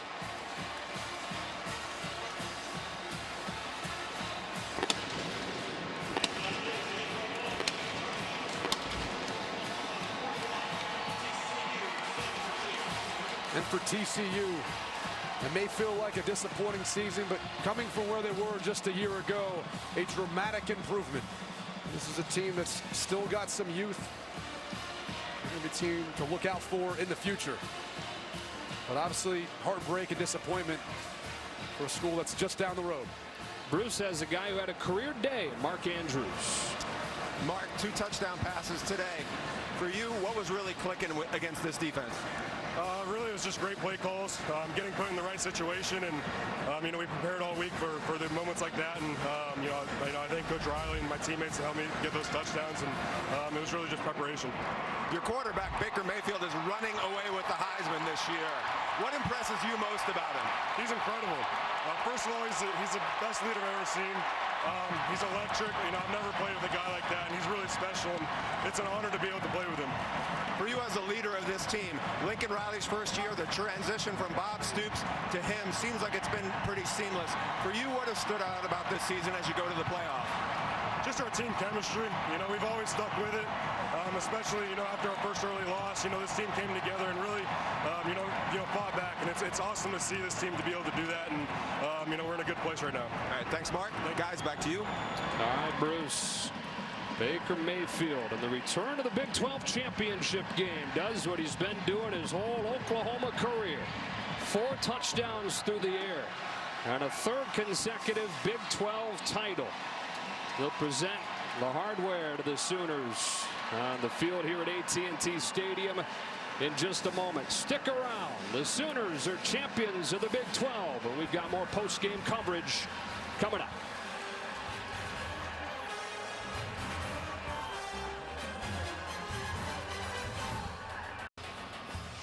The Big 12 Championship on Fox, presented by AT&T, is sponsored by State Farm, here to help life go right.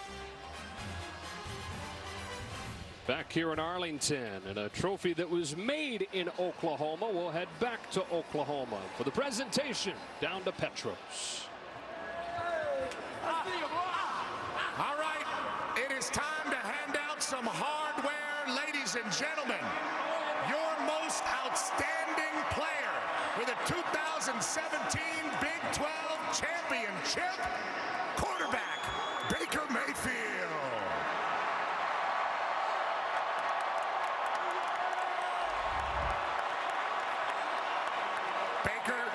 What can you say about the year this team has had and what you guys have put together?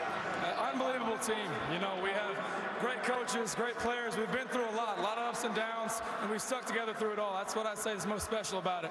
Now, you've thrown for over 70%, over 40 touchdowns. Have you done enough to win the Heisman Trophy? I'm not worried about that. I'm going for a national title. Ladies and gentlemen, to present the Big 12 Championship Trophy, Big 12 Commissioner Bob Bowlesby. Congratulations, Lincoln. On behalf of all 10 members of our conference, you put together a great, great football season. Good luck in the postseason.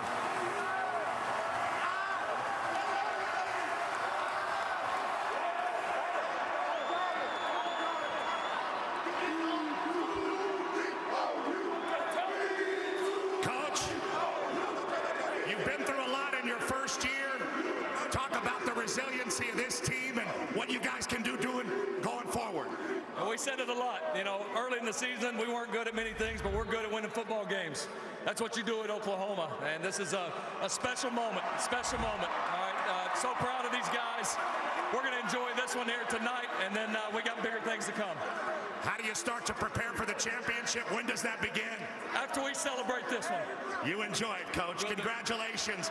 Ladies and gentlemen, one more time for your 2017 Big 12 champions, the Oklahoma Sooners. Joe. All right, Petros, I'm just wondering when The Rock and Steve Austin are going to take the stage. Oh, just incredible. I can't even see him down there with all the confetti. So the Sooners, by blanking TCU in the first, blanking TCU in the third, and exploding in both those quarters, control this one handily and win the Big 12 championship. Their 3rd in a row. It was fun having the Big 12 championship game back. 41-17 the final. We'll get you back to Rob Stone in Los Angeles for more post-game coverage right after these messages.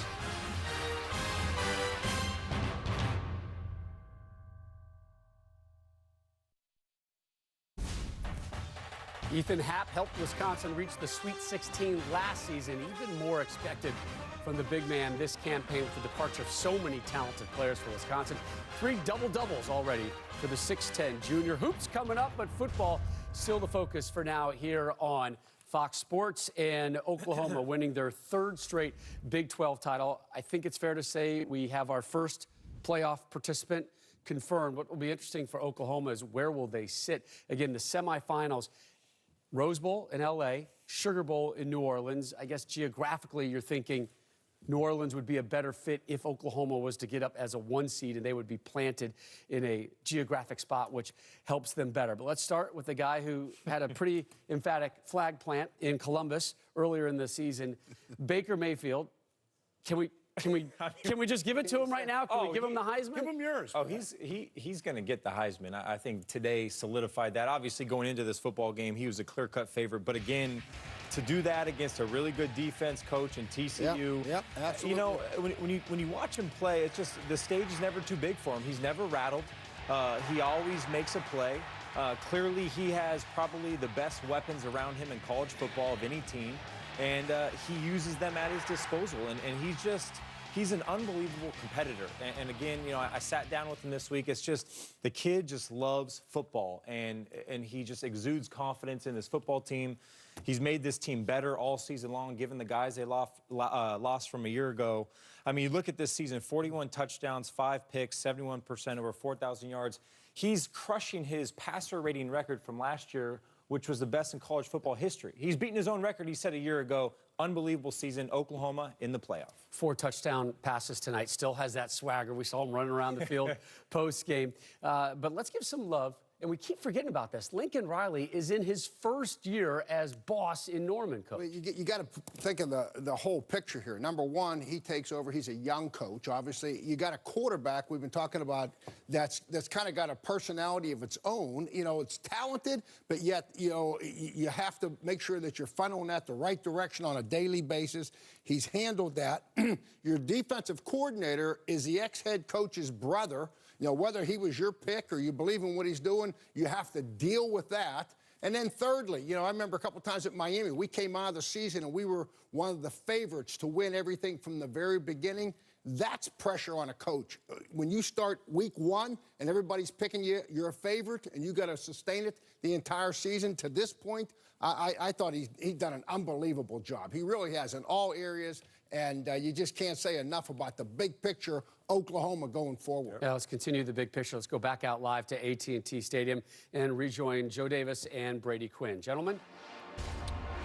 All right, guys, Oklahoma celebrating this 3rd consecutive Big 12 championship. They did it pretty handily, 41-17, and really a couple of big plays in that game. You had the scoop and score to start the game, and then early on in the second half, Sonny Cumbie on 4th down and inches in a 2-score game elects to boot Kenny Hill. Doesn't work. 2 plays later, the game's all but over. Yeah, look, in any game, there's always the ebbs and flows of momentum, and I think in that particular instance, even though Oklahoma was up a couple scores, we saw TCU be able to come back into the game after being down early, and it was that decision, not to sneak it, not getting the first down, that then resulted in a couple plays later a huge momentum swing and really ended any chance of TCU being able to come back into this football game. That's a nice segue to Baker Mayfield as he runs into your living room there, but a guy who I don't think there was any question coming into the day, but another great performance towards his Heisman. Wire to wire, he's been the best player in college football this entire season. I mean, he's so difficult to stop, especially when you look at all the things at his disposal in this offense, how it fits his skill, but then his uncanny ability to buy time. He finds room inside of the pockets. He utilizes that pinpoint accuracy, whether he's on the move, whether he's off balance, or whether he's throwing some touchdowns in the red zone to his big tight end. And it's so difficult to stop when you have all the things like he has at his disposal. And then the fact that he can run the football. I mean, he was leading this team in rushing at halftime. Now, Rodney Anderson ended up, taking over at the end of the game, but it's just such a potent offense and such a tough attack. I think it's going to be hard for any team in the college football playoff to try to stop this offense. He hoisted the conference championship trophy with a 15 for 23 performance, 243 yards, 4 touchdowns. That tied Al Roberson's record in Big 12 championship games. A pretty dominant performance for Mayfield and the Sooners, guys. All right, gents, thank you. Yeah, Baker Mayfield signing some autographs. Pretty sure he'll be booking a trip to New York City in the near future. But it's not all about Baker Mayfield. He's good because he has so many talented players around him. And think about what they lost from a year ago. I mean, D.D. Westbrook at wide receiver, Samaje P. Ryan, Joe Mixon. Yep. But you look at this team, and I think this is why the former head coach deserves a lot of credit as well, Bob Stoops. I think the recruiting job that he did, so many great players, young great players, and I look in that second half and I think about Rodney Anderson. They talked about him and the way that he took over the lead rushing this team. We know that Baker Mayfield had some big runs earlier, so he was the leading rusher at halftime. But then in that second half, Rodney Anderson, not the biggest guy in the world, coach, but he started to grind it, started to get those tough carries and run out that clock when they needed it the most. So you have to credit not only the recruiting and bringing in this kind of talent, at the skill position, but also at the offensive line. This is one of the best offensive lines in the country. And as we look at potential matchups going into the playoffs, that's the really interesting part of it for me, because how does this Oklahoma offensive line match up against some of these defensive lines that we're seeing with some of these teams like a Clemson, like an Auburn, like an Alabama, like an Ohio State? Absolutely. You know, you talk about playing a clean game, Matt. You alluded to it earlier about Baker Mayfield making plays. What a big game. You know, the pressure for everybody to make plays, make good decisions. In this game, how about they were clean? They were 100% in the red zone. They were 100% on fourth down going for it. You know what I mean? Only 3 penalties. You come into a game like this with all the emotion, playing a team like TCU that's going to hit you in the mouth and you know it's coming. I mean, the emotions all of a sudden rise to another level. And these guys, I thought, played a very disciplined game. I mean, to really handle the situations like they did with perfection and all the situations on the field, I mean, impressive, real impressive. It's interesting, Coach, that coming into this for years, some of the conversation had been the Big 12 was hurting themselves by not having a championship game. And then this championship game comes along, and there's probably people out there saying, well, Oklahoma loses, they're going to cost themselves a playoff spot when they had already pretty much confirmed it coming into this game. No doubt, the Sooners are going to the college football playoffs. If they're not, the system is broke, needs to be burned, torn down. It's absolutely destroyed. But they're going to be there, all right? I'm putting everything on that. But should they be the team to beat right now? They come in at number 3. A lot of games still to be played today, including the Big Ten Championship later on Fox with Wisconsin and Ohio State. Those 2 clubs trying to play themselves into the playoff picture as well. But how should we view, I'll start with you, Maddie, how should we view the Sooners coming into the New Year's Day semifinals? Well, I think, you know, we did our playoff show a couple weeks ago, and I know Coach and I picked Oklahoma to win the championship, and I still believe that. And a big reason, the defense is playing better. You know, takeaways today, key stops on fourth down. They're still not great, but they're doing enough. They're flying around. They're making plays. Ever since that game against Oklahoma State where they gave up 900 yards, they've played better. And offensively, I just, as good as Auburn and Clemson and some of these teams defensively are up front, I just don't see a team that can slow down this offense with everything they have. You know, they have a tight end in Mark Andrews, who's probably the best tight end in the country. They have speed everywhere at the wide receiver position. And then you mix in that with Rodney Anderson, Robert, like you said, they're balanced. And then on top of that, Matt? Who's that? You have the best player in all of college football. If you don't get to Baker Mayfield, you don't attack him, he is going to tear you apart. And that's the concern I have for every team that plays against them. Right now, I think they're going into the playoff, no matter who else wins today, as they may not be the number 1 seed, but as the favorite to win it all. Give me one. What? Who had that big touchdown grab? Who's the big touchdown? Hollywood! Oh, I didn't know what you're talking about. I mean, who do you want? Hollywood? Do you want Lamb? You want Anderson? You want Andrews? Lamb without a reception. There we go. There we go. Sorry. Give us one, Coach. I had about 9 guys score touchdowns. I'm trying to look here. Which one? Hey, Coach, how about that TCU defense today, giving up 41 points? What about it? Yeah, exactly. Coach, what were you preaching? You were preaching. Hey, put some deodorant on. Hey, defense doesn't always win champions. They're gonna need some clones, some aftershave. They were in the championship game. And you know what? Back to your point. I'm going to change the subject. Good. Back to your point, on a serious note, they need to have, and I know what everybody was saying, oh, God, if they lose this championship game, they could lose, you know, the playoff bit. This is what college, you want a playoff system, everybody needs to play a championship game. We need to be doing this on an even playing field, and I give the commissioner from the Big 12, Bob Mosley, and their whole group credit for saying, you know what, we want to be part of the crew. We want to be part of it and do it like everybody else is doing it. Good decision. Have this game. Hey. And he's stinking over here a little bit. He's covering up. I'm not going to talk about it anymore. As long as Please don't. I'm done. As long as he's tan, that's all they care about. That's all Jan cares about. Well, how about if Wisconsin wins out?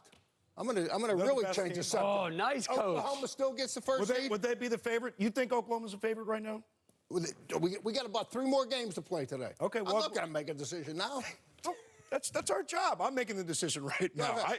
I think they look like the favorite right now, but I still believe in Auburn. Remember, Auburn has beaten the team that the playoff committee has ranked #1 twice in the last 4 weeks. We talked about Georgia, and of course that game was at Jordan-Hare, so it was a home game for Auburn. And then last week in the Iron Bowl, they beat Alabama.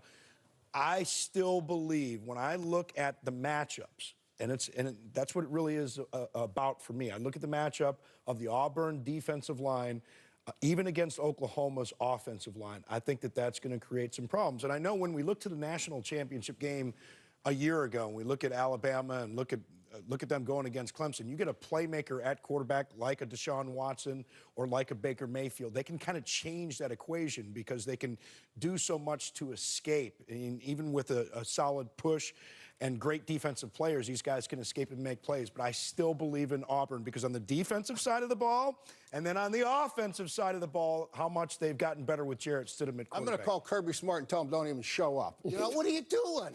What are you talking about? Let's play the hype. Let's play the game. Let's play. Okay, Coach. Let's play the hype. Coach is picking Georgia to win. I like it. Yes, I am. Yes, I am. Hold on. Let's play the hypothetical game real quick. And I know that can be dangerous, but right now, Oklahoma at #3, they would be matched up versus #2, which is Auburn. Raise your hands if you like Oklahoma in that matchup. 2 out of 3. How about this? How about if it's, for some reason, it's Clemson and Oklahoma? Ooh. Who likes Oklahoma in that one? 1. I'll take that. 2. I think our championship game is going to be Clemson versus Oklahoma. I think Clemson is #1 seed. I think they're going to beat Miami. They're going to stay at #1. Oklahoma and Auburn, if Auburn wins, are 2 or 3. And if Wisconsin, whoever else is going to be the 4 seed, whether it's maybe Ohio State, Bama, Wisconsin. I agree. I mean, that's the easiest one, and I think that's what's going to happen. Yep. But hey, who knows? New Year's Day. We agree. New Year's Day, Rose Bowl, Sugar Bowl. Robert doesn't agree. Semifinals. I'm taking Auburn. Hey, wait a minute. Who did you guys pick in the Iron Bowl last week? I picked Auburn, by the way. No, you didn't. Yes, I did. What? Yes. You picked both of you picked Alabama. Roll the tape. Both of you picked Alabama. Yeah, maybe I did pick Both of you picked Alabama. I can't believe this. I did. Heisman Trophy winners. No, man. Always trying to get away with everything. I did. All right, speaking of the SEC, Baker Mayfield trending. This is on our College Football Fox Twitter account. Yeah, Planet, baby. Everest. He's everywhere today. Pyramids. He's planting it in icy water. Wait a second. Was that Matt Lauer on the front of that ship? No, too soon. Too soon. So earlier today, Baker took care of #11 TCU. Third quarter, 7-point game. First play of the second half. So much time. You know, we commented on it. But when he moves around the pocket, you don't get to him. It's impossible to stay with these receivers that long. Later in the third quarter, who does Mayfield find, Matt? Oh, he finds Hollywood. Man. All that speed. 41-17, your final. TCU falls. Here's their head coach, Gary Patterson, after the game with our Bruce Feldman. Gary, you guys get out to the shaky start, then you rally, make it a tight game going into the second half. What happened after the break? Well, we first touchdown we had a zone blitz on, and the safety didn't go. We had a motion, and we only had 3 rushers, and we had an end. Play the guy in the flat, and it was a broken play, and it was a touchdown. And second guy, the guy just got run by. So, you know, against them, you only have to make a couple mistakes, and all of a sudden it was 38. I was proud of our kids that fought back. You know, and held them to a field goal on the interception. And then we just, you know, we didn't get going the second half. So, you know, I told them I was proud of them. You know, we fought. That's a good football team, especially offensively. Very athletic on defense. And, you know, you have to get ready to play. You know, it's sometimes you get upset as a coach doing it, but you know, that was a good football game. I'm proud of my group that got to this ball game. They got to this place. Disappointed that we didn't get a chance to win it. But, you know, you got to give Oklahoma credit. They did a great job. And like I told them, both with Coach Riley and Baker's just a really good player. I mean, we had him in our sights a couple times. We just couldn't really get him down. So, like I told him, I was proud of him. And, you know, to keep on going. You faced a ton of great offensive players in this conference over the years. What makes Baker Mayfield so special? You know, number one, he's got a great skill set around him. When you have the wide receiver, and that might be the best offensive line we've played in the last 3 or 4 years. And, you know, running backs are still good. and their wide receiver level's still great. So whenever you have a guy that can make things happen, that's playing with the confidence, and any time an offense as a senior quarterback, and if they're playing at a high level, they're always harder to defend because the game's really slow for them. And so in Baker's case, he's done a great job of playing within the system. And they first half, they were worried about, we rolled some coverages to keep them out of things, and then they caught us in a couple things that we got outmatched a little bit. So but it was fun to be here. You guys have played them twice. They went to Columbus and beat up a very talented Ohio State team, went to Oklahoma State, won there. In your impression, is this the best team in college football? Well, they're one of them. Obviously, and I haven't played it, and it's not that I don't want to speak up for the conference, but offensively, they're just tremendous, what they can do and how they do it, and you've got to get ready to play, and obviously as a full football team, they get ready to go, and so I definitely think they're one of the playoff teams. Is this as good as any offense you faced in your time here? Yes. Probably back to 2008 with Sam Bradford. We played them in 2008, and they played for the national championship that year. But this is a very good offense. All right. Thanks, Coach. Guys, back to you.